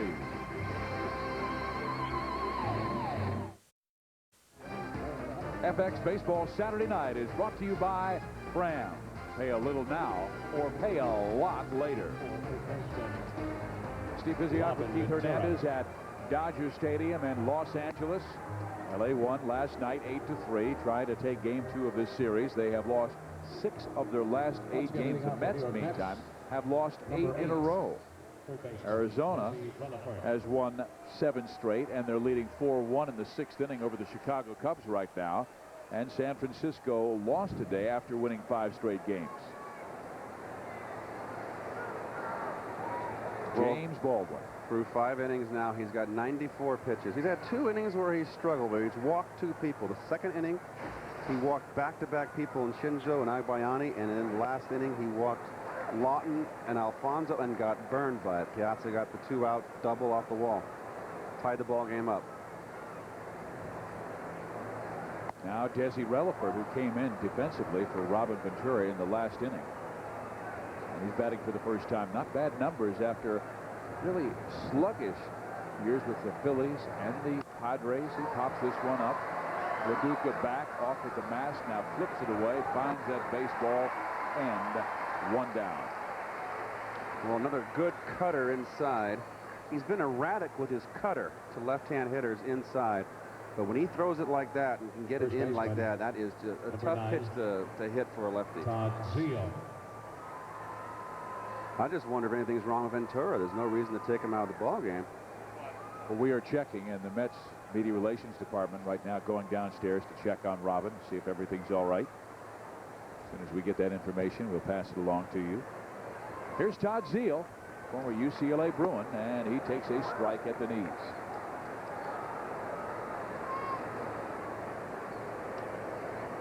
Zeile again will turn 36 in September. He's from Van Nuys. His 12th big league season. Fouls it off. 0-2.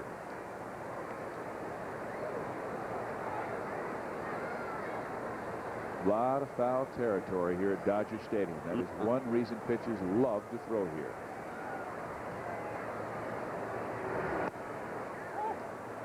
Remember the home plate was about 15 feet further back in old Dodger Stadium.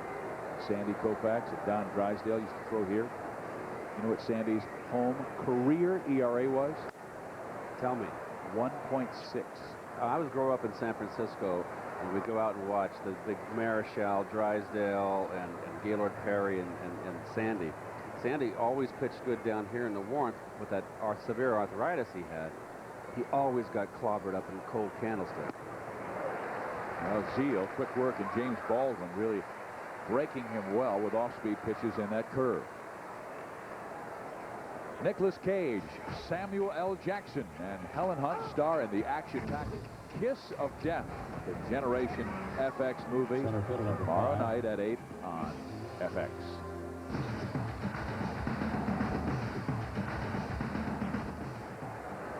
So 2 down in the 6th inning. James Baldwin has come back, but again, after 2 were out, he walked Lawton and Alfonso before Piazza's double. And he throws ball 1 to Shinjo, who has walked and struck out. That's where I'd like to see it. Being Baldwin is not an overpowering pitcher. He's got to keep the ball down. That's a good curveball there. It's a good sequence for him. He's been getting hurt up in the zone. Like any pitcher, if you don't stay on the corners, if you don't have Roland Ryan stuff where you can throw a fastball down the middle and get away with it, because it's got such movement and such velocity, he has to stay down in the zone and on the corners. Well, at 92, that had some good movement. That was right by him, but up in the zone.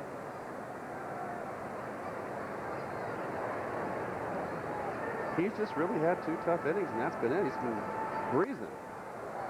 Back fastball fouled back. That was up in the zone. May have gotten away with one.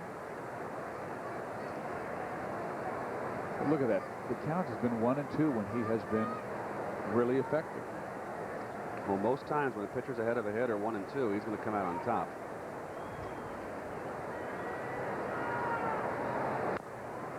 Again, a good curveball. He made the one mistake on an 0-2 count to Alfonso back in the third, and Edgardo did not miss a fastball and belted it out.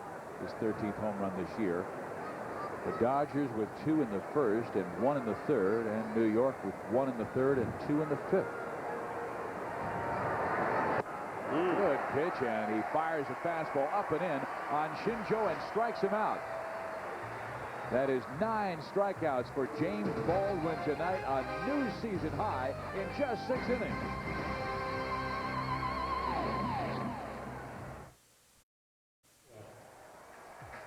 He has one of the greatest swings in the game. Gary Sheffield, 300 average all 4 years, 305 career home runs, a vicious swing at every single pitch, and closing in on 1,000 runs driven in. This year, 26 home runs and 70 RBIs. I told you about what he went through earlier this week.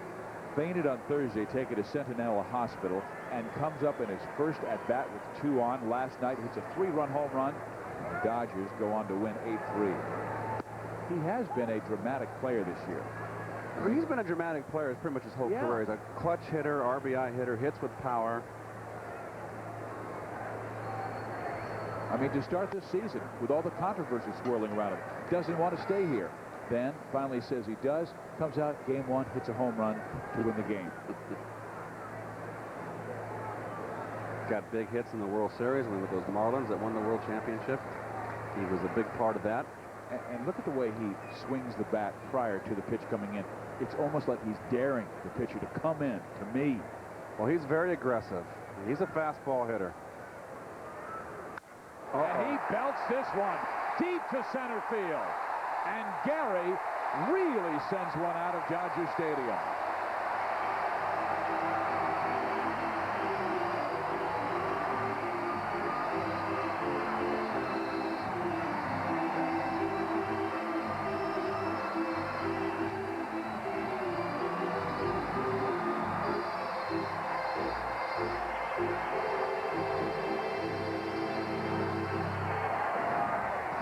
Talking about, he likes that fastball. He just belt high, very fast bat.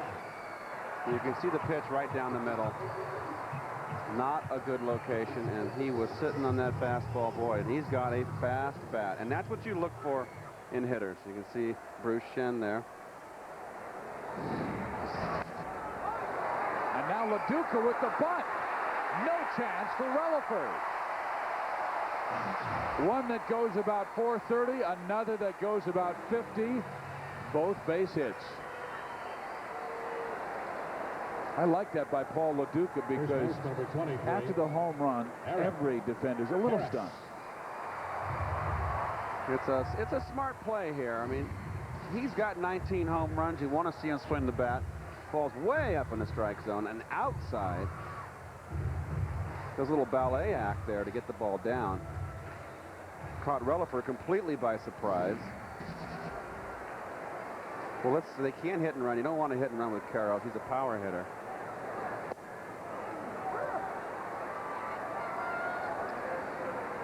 Charlie Huff on the phone now as he feels that maybe Chen is losing a bit. Chen gave up 4 runs in 6 2/3. In his last game, a loss to St. Louis 4-1. St. Louis is getting a lot of good pitching of late. They're playing good ball. They won 9 in a row coming into tonight. They've been struggling as a team offensively, and they made that trade for Woody Williams from San Diego that bolstered their starting rotation. Karros, good swing, but fouls it off. It's going to be a very interesting September, and I just like we said it. We said it earlier, and that's Jared Riggins up in the bullpen. Good young pitcher with a live arm. Another one of those guys that if he gets his control. Oh, that's a good curveball by Chen. He strikes out Karros. That's his 6th strikeout. Center fielder number 9, Marquise. Well, it's an off-speed curveball. He takes a little something off of it, and you can see the big break there. Oh, down and in. That's a nasty pitch. And you can see right there.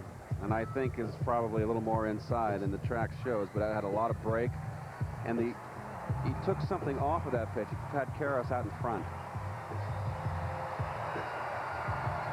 This is a good situation here. You got a veteran hitter. It's a one-run ball game. You can hit and run. To get a count in your favor, our first pitch, hit and run. Look at the hole between first and second. Grissom goes deep center field.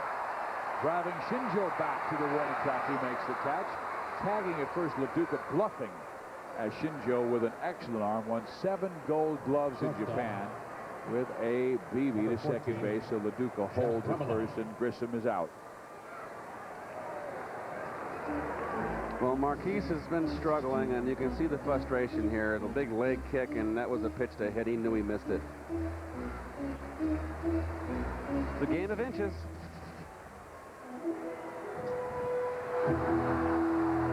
Two out now for Jeff Rabelais.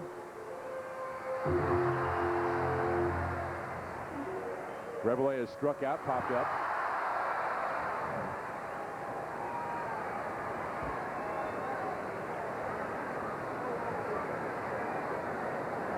Chen brings it home, and Rabelais takes low ball 1.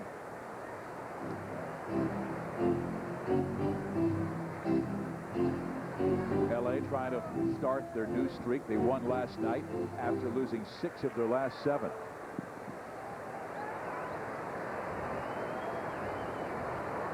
And they've got him picked off. LaDuca picked off to try and get caught in the rundown. And now he's tagged out by Todd Zeile. But the Dodgers get the run back to take the lead on Gary Sheffield's 27th home run of the year. He has driven in 3 of the Dodger 4 runs in the ball game. A blast to deep center field.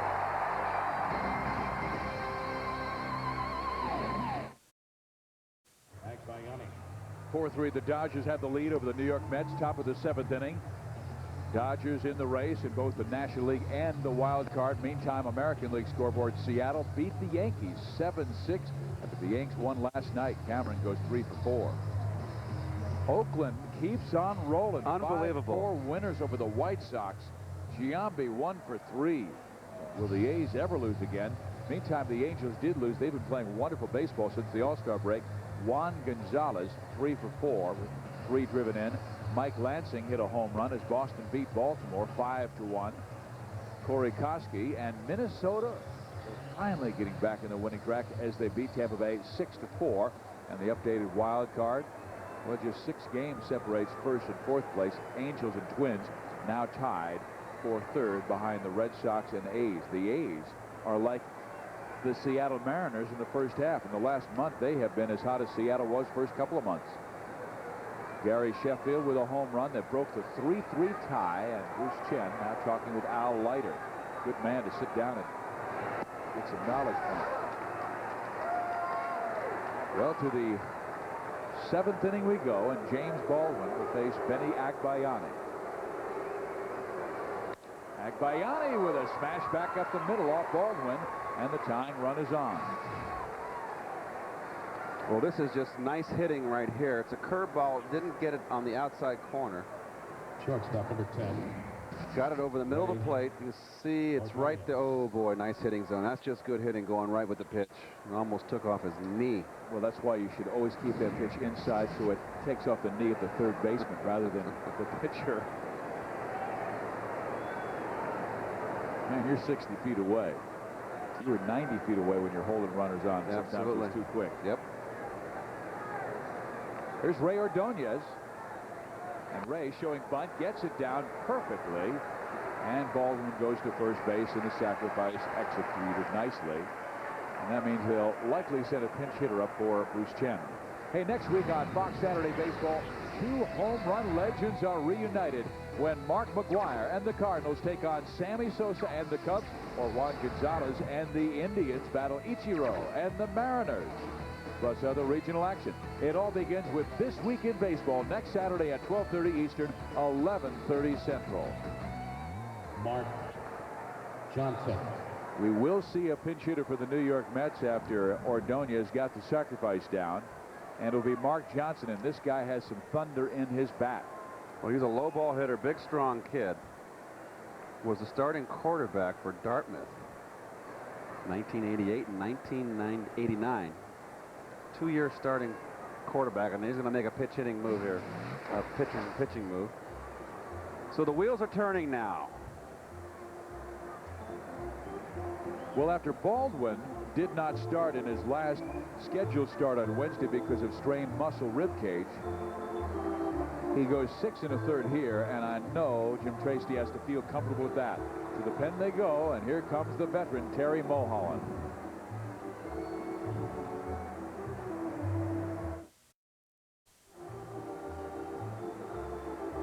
Well, when you consider how damaged this guy was earlier in the week with a rib cage problem, he goes 6 1/3, and he strikes out 9.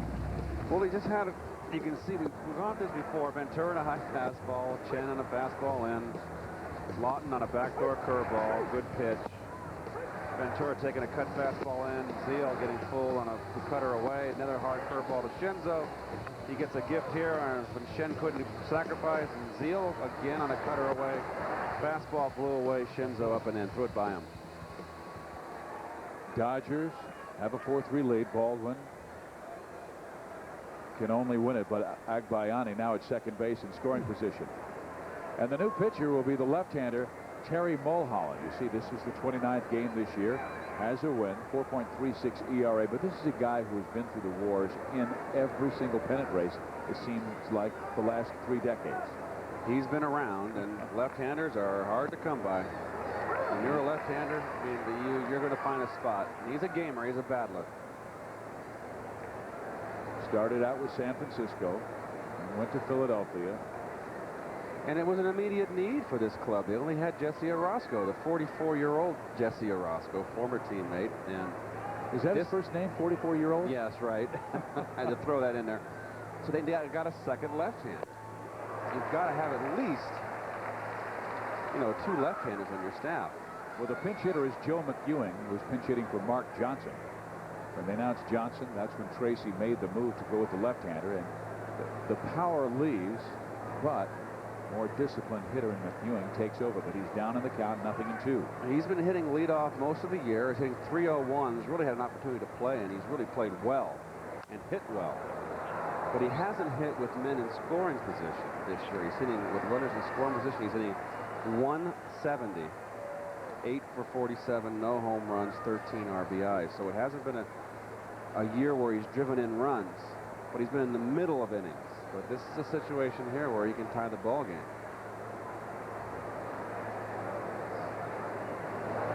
He swings, knocks it foul, stays 0-2.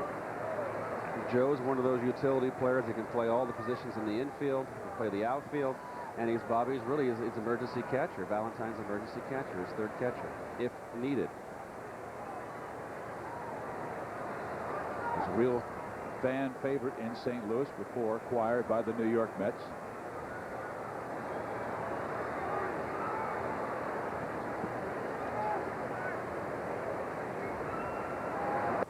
Joe swings and misses and strikes out as Mulholland backed off to 76 miles an hour. Well, this is a hanging curveball, and it's just the pitcher goes, oh, thank goodness he missed it. Look at this. It's the helicopter, we call it. Oh, Lord have mercy. Joe's going, how did I miss that one? That's right there for me to hit. And Mulholland's going, I got away with one. Now it will be lefty versus lefty. Mulholland against Lawton, and Matt takes strike 1. Mulholland watching in that bullpen. He saw how Alfonso Marquez was giving the outside corner to lefties.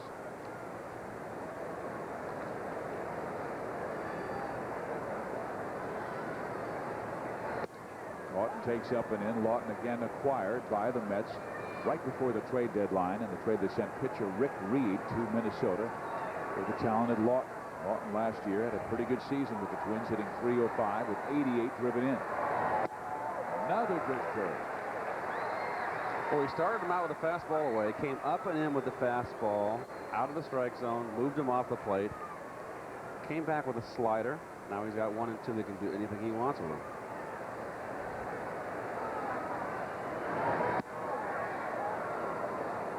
Curved him. Lawton showing a good eye there. It was a kind of a bait pitch. See if the fish were biting, and they weren't. So now he'll go to pitching, 2-2. Still a little counts in favor of the pitcher. Oh! And he hits Matt right in the shoulder, and he loses the left-hander.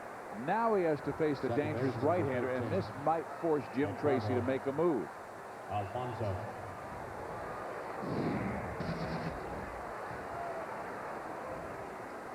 Well, he wanted to come inside with a fastball there, and he got it in too far, and we are going to have a pitching change here. Well, that ball does bite you, doesn't it, Matt?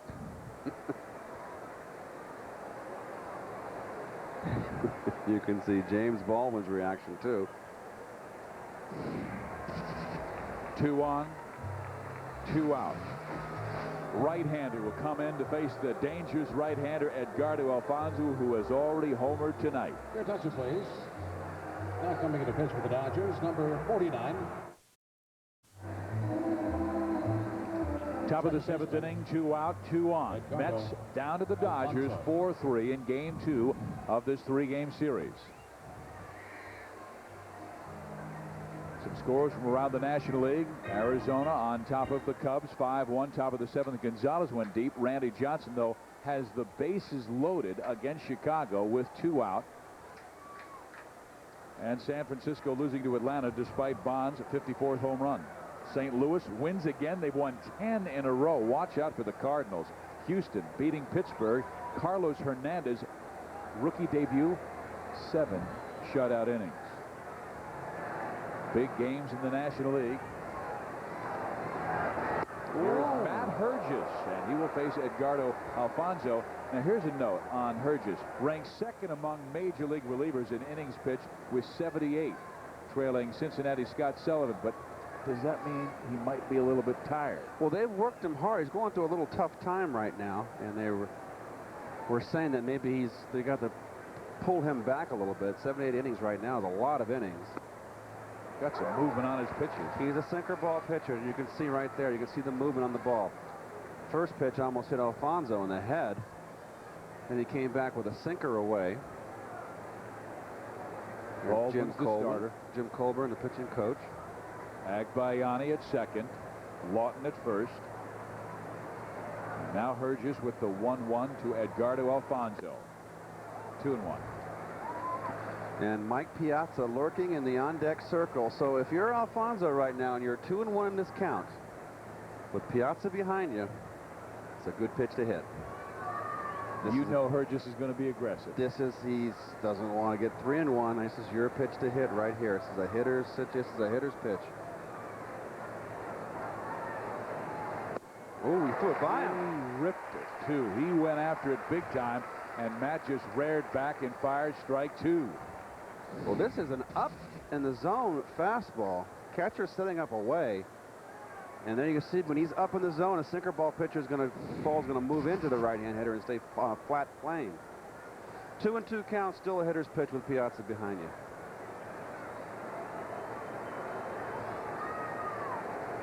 They want to stay away. And Alfonso knocks it in the alley.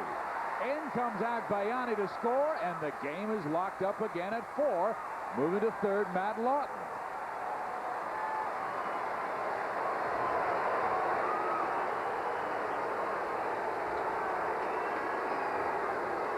Down to number 31, Mike. Well, he threw one fastball by him, but not this one.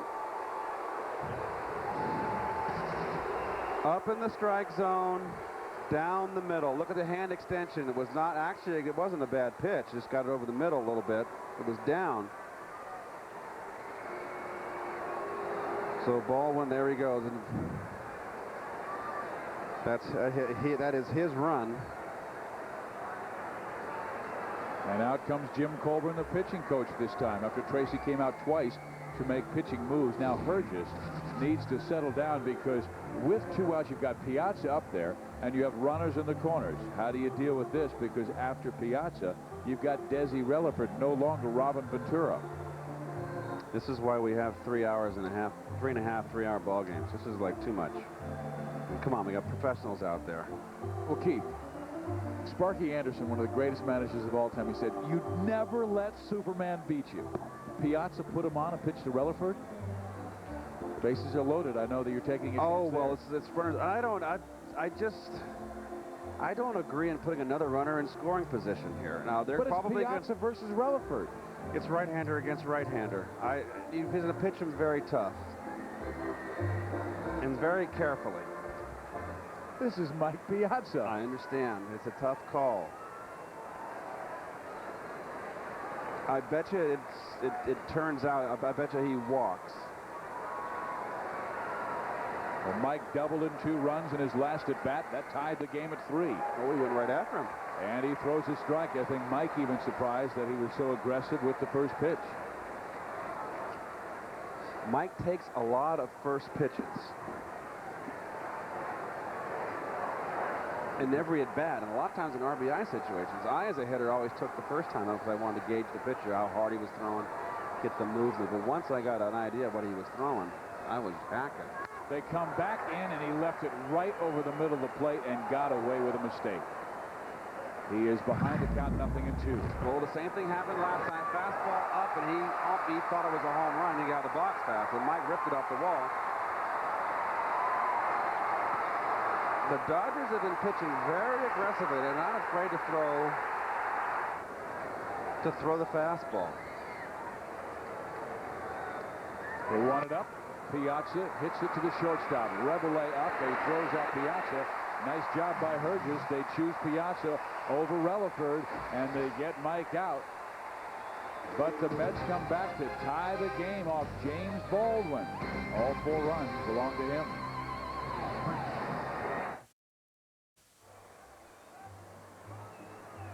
Four ball game, bottom of the 7th inning. Mets and the Dodgers, and high above the Goodyear Blimp Eagle has been providing these aerial pictures. 2001 is the 103rd anniversary of Goodyear and the 76th for its blimp fleet. Cameraman Fabian Ochoa is giving us those beautiful pictures high above Dodger Stadium. Well, the Mets really have come back beautifully in this ball game. Bruce Chen, who started and pitched the first 6 innings of this ball game, now resting comfortably, and he will give way to a right-hander by the name of Jared Riggin, who doesn't have much more to prove down in the minor leagues. Well, he's got a strong arm, Jared Riggins. You can see his numbers there in 19 games. He's 0-2, a 3.90 earned run average, no saves. Opposition's hitting .276. Those stats don't really tell the story. He was up and down, up and down, up and down, got off to a horrible start, and he's been pitching very well for this club since they recalled him 2 weeks ago. Yeah, he was recalled for the 5th time this year on July 20th. He's throws very hard, has a very hard fast slider. Throws a split finger, but that is like his 3rd pitch. He hasn't really perfected that pitch. Left-handers have more success off him because he doesn't have that off-speed pitch. So he's basically just a hard thrower, hard slider. When he gets that slider over, he's tough. Big kid at 6'3", 200 pounds. And he brings the fastball in for strike 1. Now, he was 2-0 with a 1.95 ERA at Tidewater with 13 saves. Last year, even more impressive, 1.11 ERA and 28 saves. So not much left to prove at AAA. Catches with the slider, 0-2. Well, I'm sure we got Mike Trombley up in the Dodger bullpen here, and there's going to be a pinch hitter in the on-deck circle there. There's Mike warming up. Purges' spot is coming up in this inning next. Rebele takes away 1-2. Tom Goodwin's in the on-deck circle there. Speedster, veteran, base-stealing threat.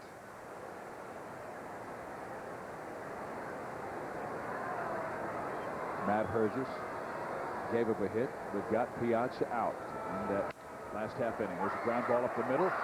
Nice play by Ray Ordonez, and he fires out Jeff Rebele for the first out at the bottom of the 7th inning. Well, there's your Golden Glover there, and he's had a tough year with the glove this year, not the Ray Ordonez we're used to, but this is just a nice play up the middle. Really, with a guy like Ray, that's routine. You know, you say, gosh, what a nice play, but for him, he's going to make that play 99 out of 100 times. We're used to see him firing from the seat of his pants or rolling into the outfield and then getting to his feet and throwing across the diamond. 3 straight Gold Gloves until last year he had the terrible injury where he broke his arm. Matter of fact, it was against the Dodgers. Ordonez broke his left arm on a slide by F.P. Santangelo into second base.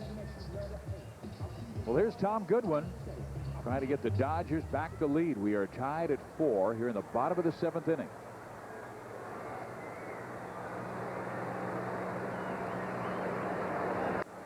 Goodwin fouls it off, strike 1. Well, Goodwin kind of made it back home again. He was originally signed by the Dodgers, drafted and signed by the Dodgers in '91. Played around 2 years there to '93. He went over to Kansas City for 4 years, went to Texas, Colorado, and now he's back home to the Dodgers. Had some terrific years with Kansas City where they let him run. Exactly. He's got 307 stolen bases, stole 50, 66. He went through a 3-year period with Kansas City in '94, '95, '96 where he was stealing a ton of bases. It's a strike, and he's behind the count 1-2, and he led the nation twice at Fresno State in stolen bases. They were the first college team to have 3 players drafted in the first round. Eddie Zosky, a shortstop, Steve Hosey, an outfielder, Tom Goodwin, their center fielder. One's left. Guy at the plate.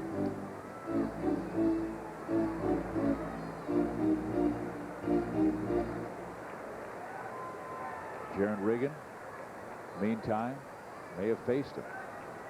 He was a pitcher at San Diego State. Misses low and inside, but he is about 5 years younger. I think that they missed. You never know. I mean, it took me a long time to graduate from college, so you never know.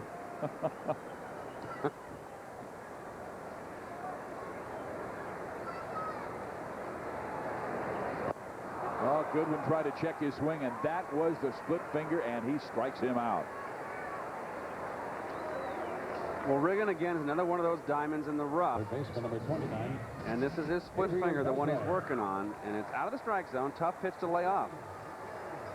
What makes that pitch, so you can see he's out in front and full completely, what makes the split finger so difficult as a hitter is that you can see on pitch tracks there, it's right down the middle. It looks enticing. As a hitter, you can see the grip here. And I played with Bruce Sutter, was the first one to throw it. And you can see the break down there. And you can throw it at various speeds. That it doesn't have a telltale sign like a curveball. You can tell by the rotation of the ball, read the seams. Slider has a tiny circle in the middle of the ball. Split finger looks like a fastball coming in, so it makes it a very, very, very tough pitch to hit.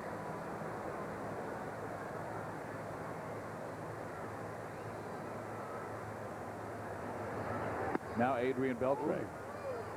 Well, you see the slider has that little spin, little hole. It has a little circle. How come you couldn't hit Carlton's? No, I didn't have a hard time with Carlton's, believe it or not.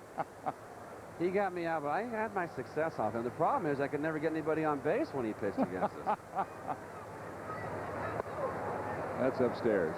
Oh boy, he had a good slider. When I was playing all those the first 9 years of my career in St. Louis, I mean, Carlton owned the Cardinals. And I was always getting up with no one on base.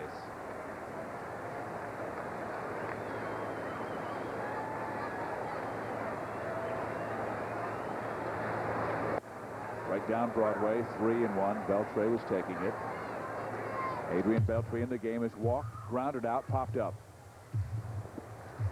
Mark Bruzadlanek waiting, hoping that a man is on base.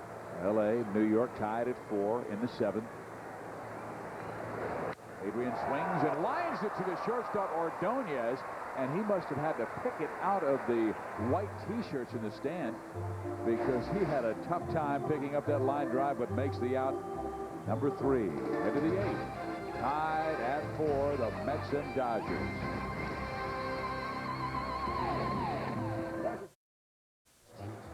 4-4 ball game, Mets and Dodgers. We told you Keith Hernandez interviewed Shawn Green earlier tonight. Here's more of that interview. Tell us about your manager, Jim Tracy. He's just done a wonderful job with his club, hasn't he? Yeah, Tracy's been incredible. Right from the get-go, there was one chaotic thing going on after another in this clubhouse with the whole Sheffield incident in the beginning and then injuries. And you wouldn't wish that upon any first-year manager, let alone in a big city like LA. So just to be able to weather all the storms that he has is a big tribute to him and what he brings to this ball club. Jim Tracy has done a job, and he has never let down. He has never gotten down despite all of the injuries his starting staff has suffered. Again, Kevin Brown on the DL, Andy Ashby, Darren Dreifert, Luke Prockbeck, 4 starting pitchers on the disabled list, yet the Dodgers still in both the National League West race and the wild card race. For the Mets, it'll be Desi Relaford to start the 8th inning. He'll be followed by Todd Zeile and Shinjo, and there goes Relaford to left field. That's trouble, and it will drop, and Desi will have at least 2, and he stops at second base with a leadoff double.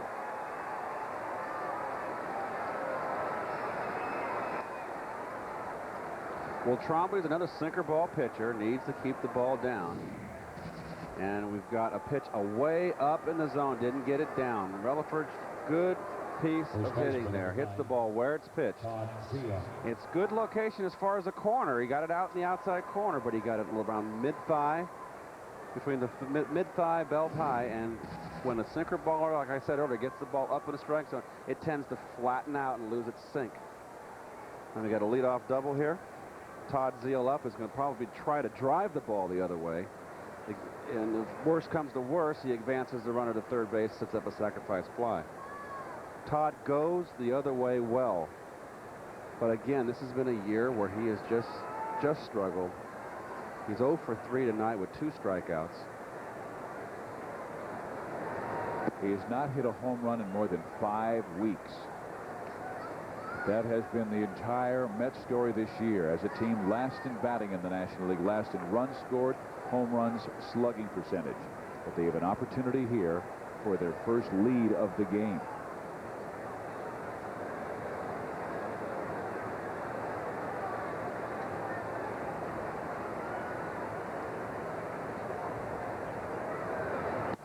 Trombley started his career with the Minnesota Twins in 1989, and 8 years with the Twins, won 30 ball games and had 34 saves. Then recently with the Baltimore Orioles, was pitching well.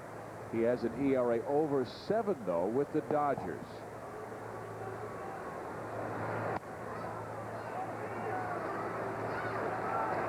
Well, if he walks them here, he's going to set up a bunt. And Shinjo will bunt.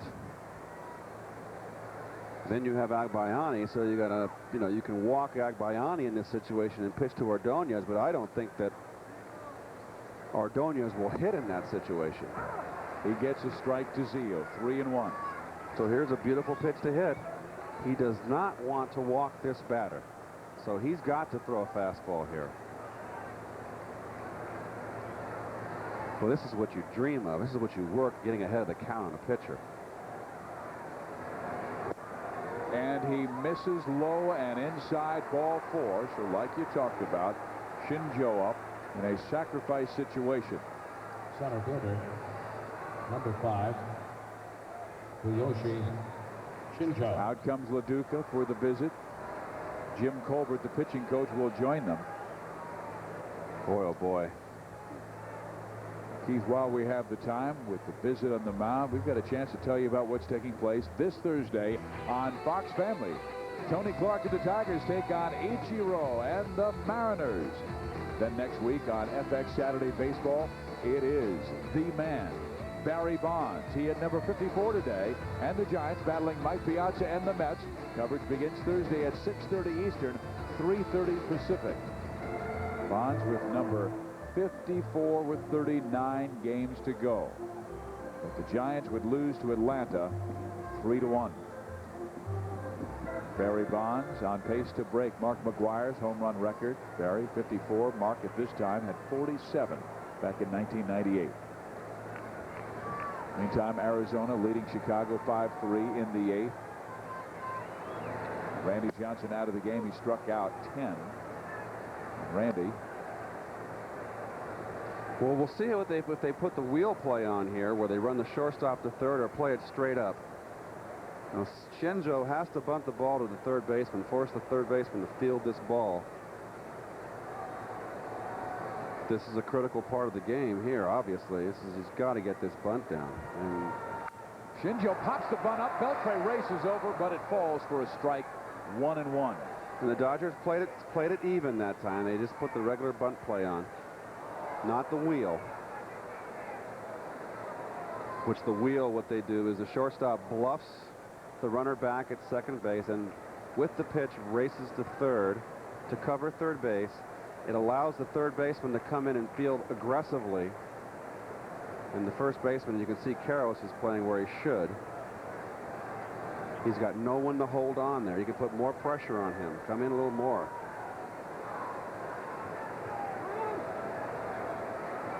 No one was as aggressive as you were at first base. Well, I always, you know, you had to be careful here. I mean, this is a bunt situation, so it's a hitter up there, so you can't really. Karros is playing it right. But once you see that hitter square around, you're charging. He squares, Karros charges, bunts it down the third base line, and a beauty. Beltre's throw is just in time. Shinjo almost got a hit.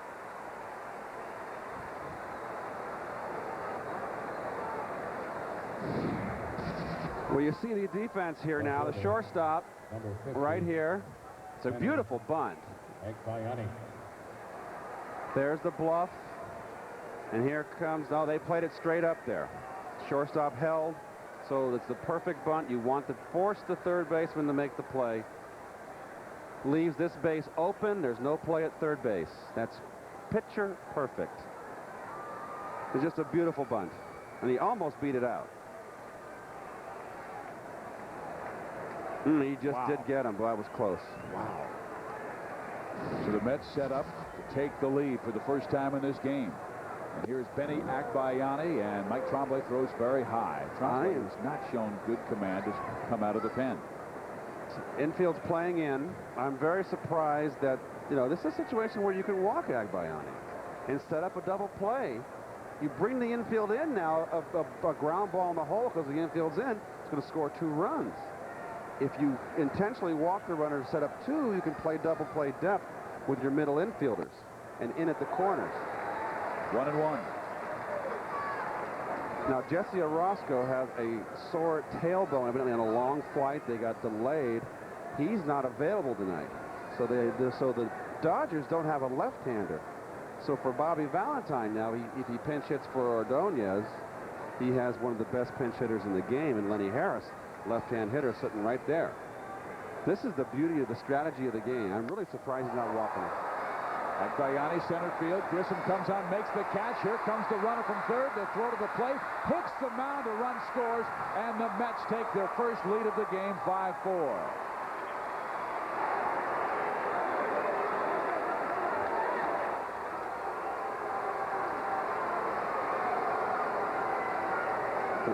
I don't think that even if you had a howitzer out there, you were going to throw anybody out.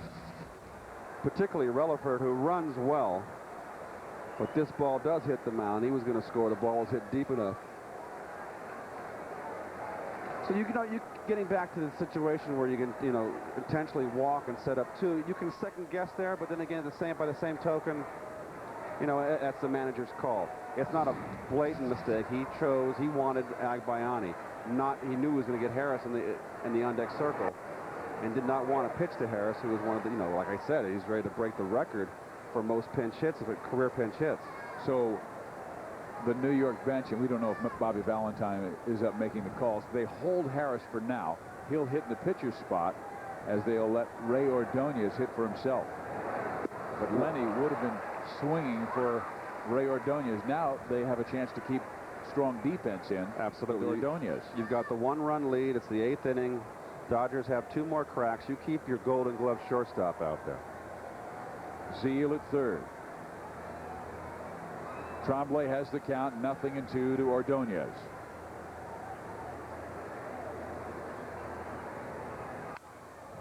Loop to center field. On comes Grissom. Out goes the second baseman, Gruzelanek.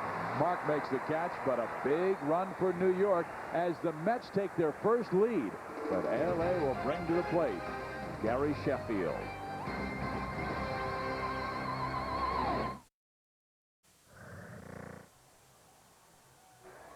Steve Physioc, Keith Hernandez at Dodger Stadium. 54,000 fans watching this as the Mets have taken the lead over the Dodgers. We're in the bottom of the 8th inning, and one more pitcher comes out of the pen. He's a veteran, Rick White, who the Mets acquired in their stretch run, and very important at helping get to John Franco and Armando Benitez. Well, he's their right-handed setup man. The guy likes to work, likes lots of innings. Big, strong guy. Got a rubber arm. Hard, heavy fastball that he throws. You can see here, 39 games. He's 3-4 with a 3.71 earned run average, 2 saves, and 53 in the 3rd innings. 14 walks. That's a nice statistic there. I mean, he doesn't walk people. It's a good ratio, walks to innings pitched.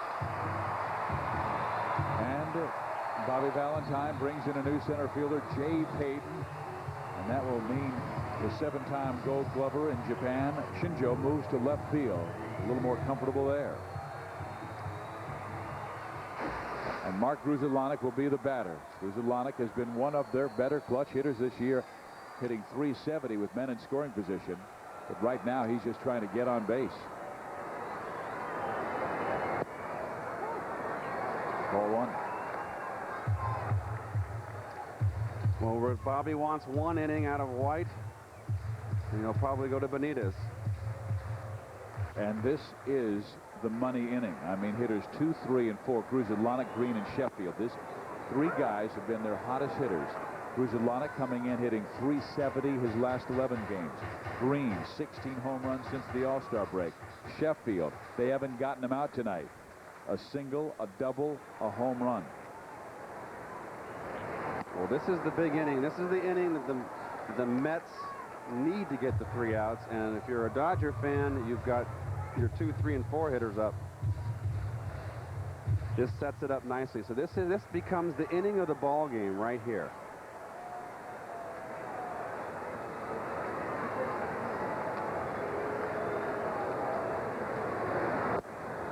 Gruzelanek wanted to pull the trigger.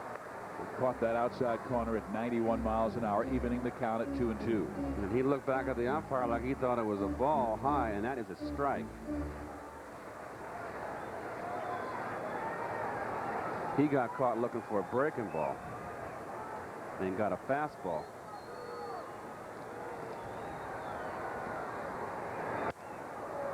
Fouled off again, fastball. Rick White has suffered arm problems this year. Activated from the disabled list on May 17th. Placed on for the 2nd time this year with a strain of his right rotator cuff. Anytime you have damage in that area, man, you've got to really take your time and be cautious. Ooh. Outside corner, he backed off 10 miles an hour and strikes out Gruzelanek. Well, everything's set up here. We threw him predominantly fastball. Let him off with a curve. Then he came with predominantly fastballs, and this drops a hammer on him here on the outside. Look at Piazza's glove right there, knees in black. Pitcher's pitch. Excellent slider. Beautiful. So one big out for Rick White, and now he faces the muscle of the Dodgers. Green with 36 home runs. Sheffield next with 27. Shawn takes strike 1. Leads him off with a curve. And as a hitter, your first fastball, I think most hitters are like to hit first ball fastball. Guy throws a good curveball up at your first pitch. Well, that's not the pitch to swing at.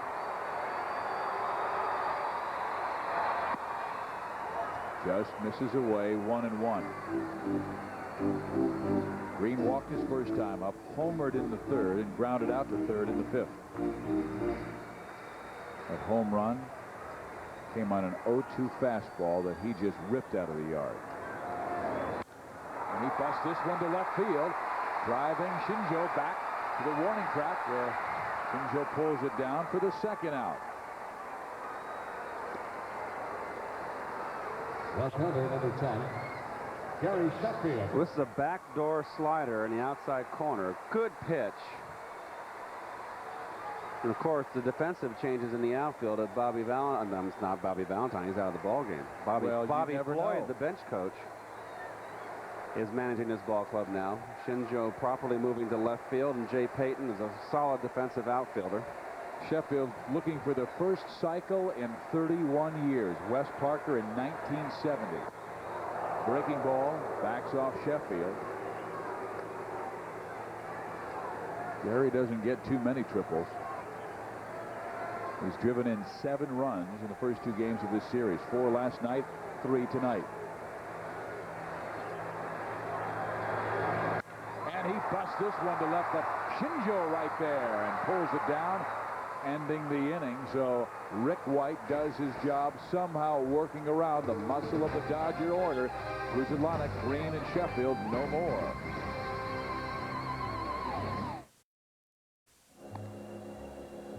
Mets have the lead 5-4 as we head to the 9th inning. Let's check tonight's Lotriman feat of the game. And it is about feet, Keith. Well, this is the double off the wall by Piazza. Yes, the bad relay throw, and look at the block of the plate. Not a good slide by Alfonso, but LaDuca did a great job of getting his feet in front of there. Should have been safe, but hey, made the play. Nice feet.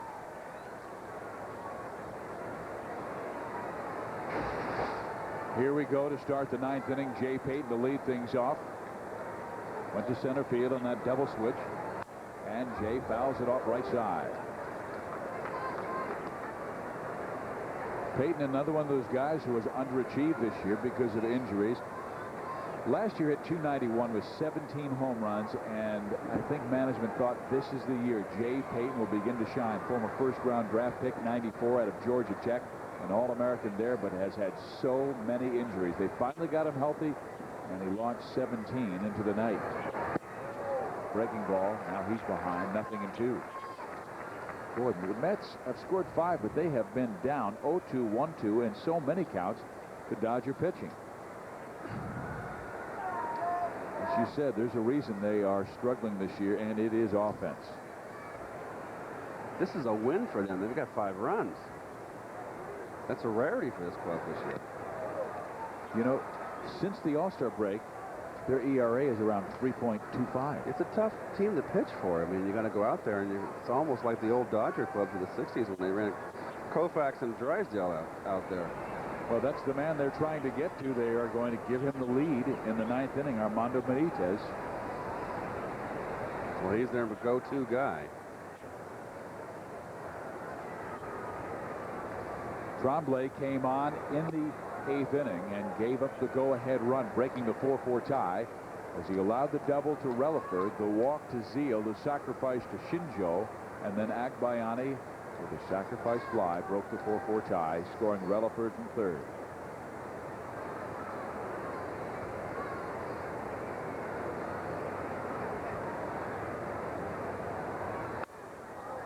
The curve popped up, foul, out of play. They stay 1-2.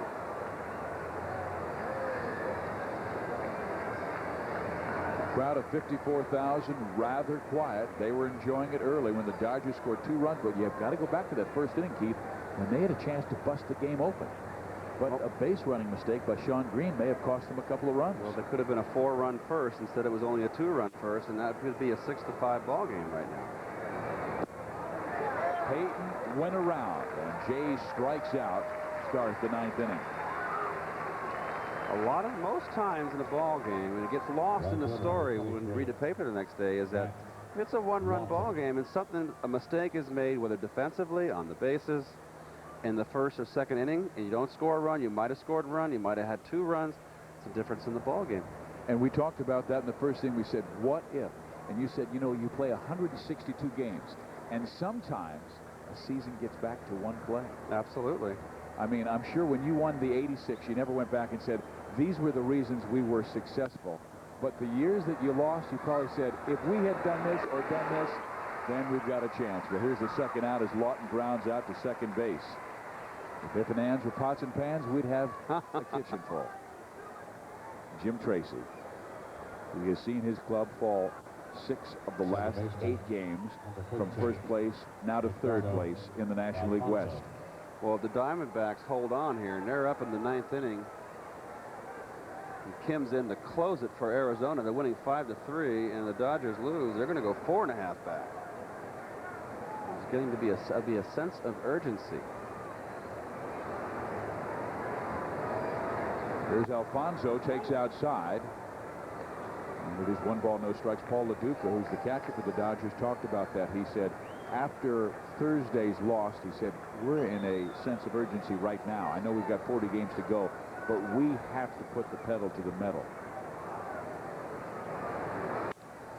Line drive, base hit left field. Alfonso with his 3rd hit of the game.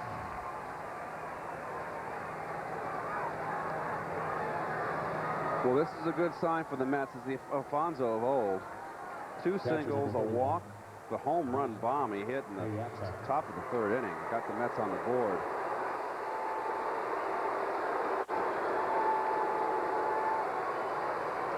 And now their old Los Angeles darling, Mike Piazza. Thrilled so many Dodgers years past. But even with Piazza, we showed you the 88. This team has not won a playoff game since 1988.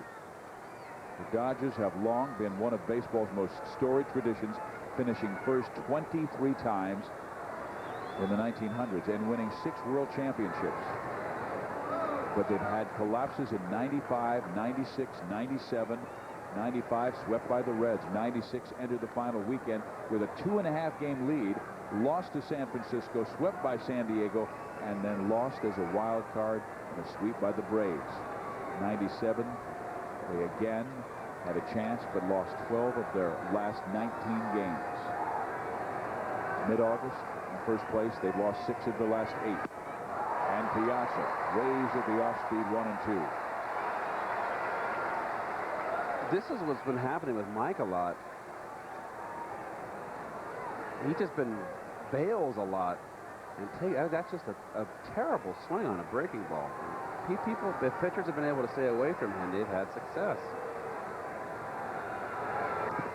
And he chases a pitch in the dirt and strikes out. The Mets cannot get the insurance.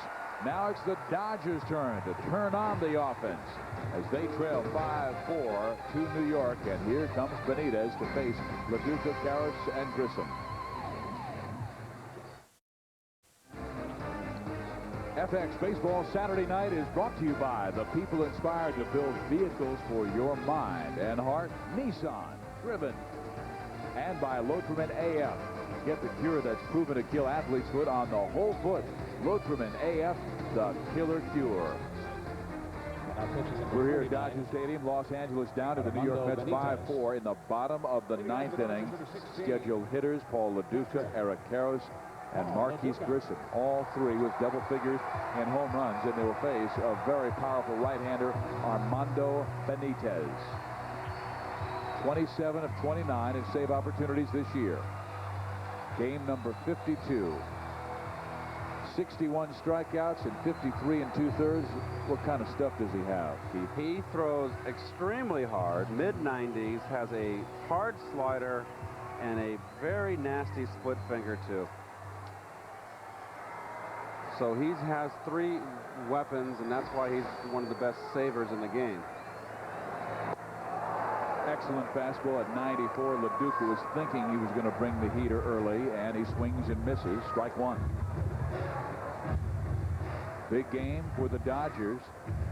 They were trailing tonight by 3.5 games from the Arizona Diamondbacks and 2 games behind the San Francisco Giants in the wild card race. They moved within 1.5 because the Giants lost today. Arizona, meantime, is winning against Chicago 5-3. But with a man on, Sammy Sosa is at the plate in that ball game.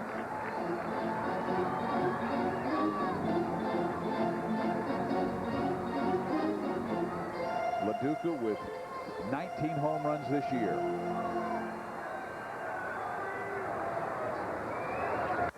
And he cracks one. Base hit left field.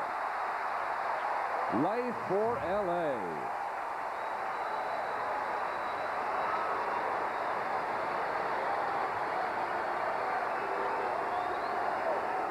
First base, number 23. Arizona has just won their 8th game in a row, and here is LaDuca trying to rally the Dodgers to stay within striking distance of the Diamondbacks. Well, he got a fastball away, let go with one hand, and hit it into the hole just past the outs, diving Ordonez. Now, I don't think with Eric Karros up here we're going to see any kind of bunt situation. In Arizona, Diamondbacks have beaten the Chicago Cubs 5-3. Randy Johnson struck out 10. Now it's 287. Young Kim struck out Sammy Sosa, who's representing the tying run at the plate. Now the Dodgers must come back. Karros has come through with some big hits in his career. Waves at the first offering from Benitez, strike one. He threw that fastball right by him, and Karros was looking for a fastball first pitch to try to drive. He got a hard-throwing closer earlier this year in Anaheim's Troy Percival, hitting a 2-run home run to tie the game in the 9th inning. Big fly here sends all Dodger fans home happy.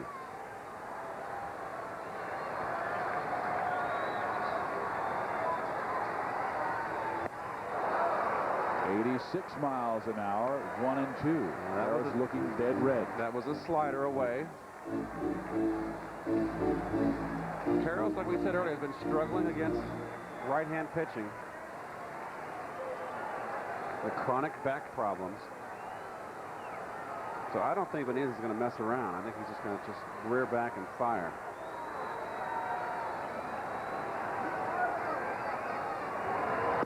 And Karros swings and misses and strikes out.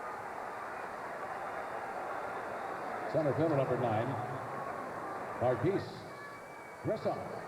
Well, we're going to see the sequence of pitches here.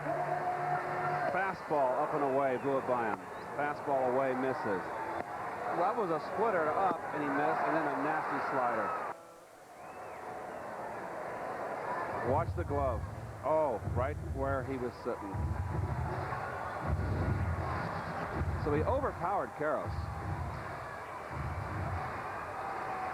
Let's see what he tries with Marquise Grissom as Eric will take a seat. Dodgers down a run. Grissom, good power this year, 18 home runs. 1 for 3 in the game, an infield hit in the 4th. He scalded the baseball and hit it off Robin Ventura's glove. It seemed to hit the heel of his hand, and as a matter of fact, Robin injured the left thumb. We're thinking it was that play and was taken to the hospital for x-rays. Ground ball hit to short. This could do it. 6-4 to safe at first is Grissom. Still life for the Dodgers.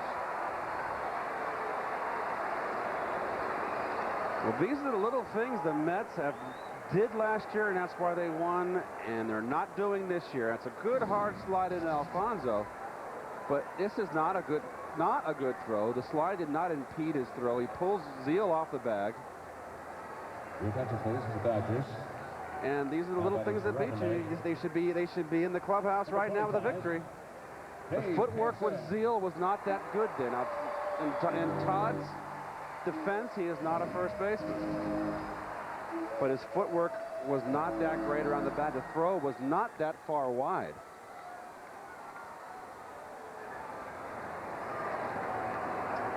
So it is up to one of the best pinch hitters ever in Dodger history. Dave Hansen comes off the bench. Their last chance. Man at first, 2 out. Hansen last year with an incredible record. Major League record 7 pinch hit home runs. This year 4 hits and 20 at bats.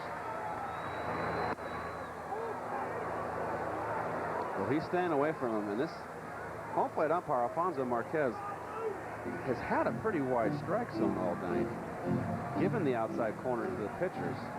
And that one didn't miss by much. Hansen takes 1 and 2. Well, they're going out there knowing that Marquez has the big strike zone. That was knee-high outside corner. Good pitch.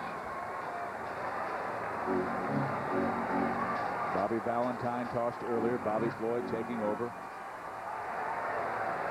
One more strike for Benitez. They send the runner. The pitch is low. Grissom at second base steals it.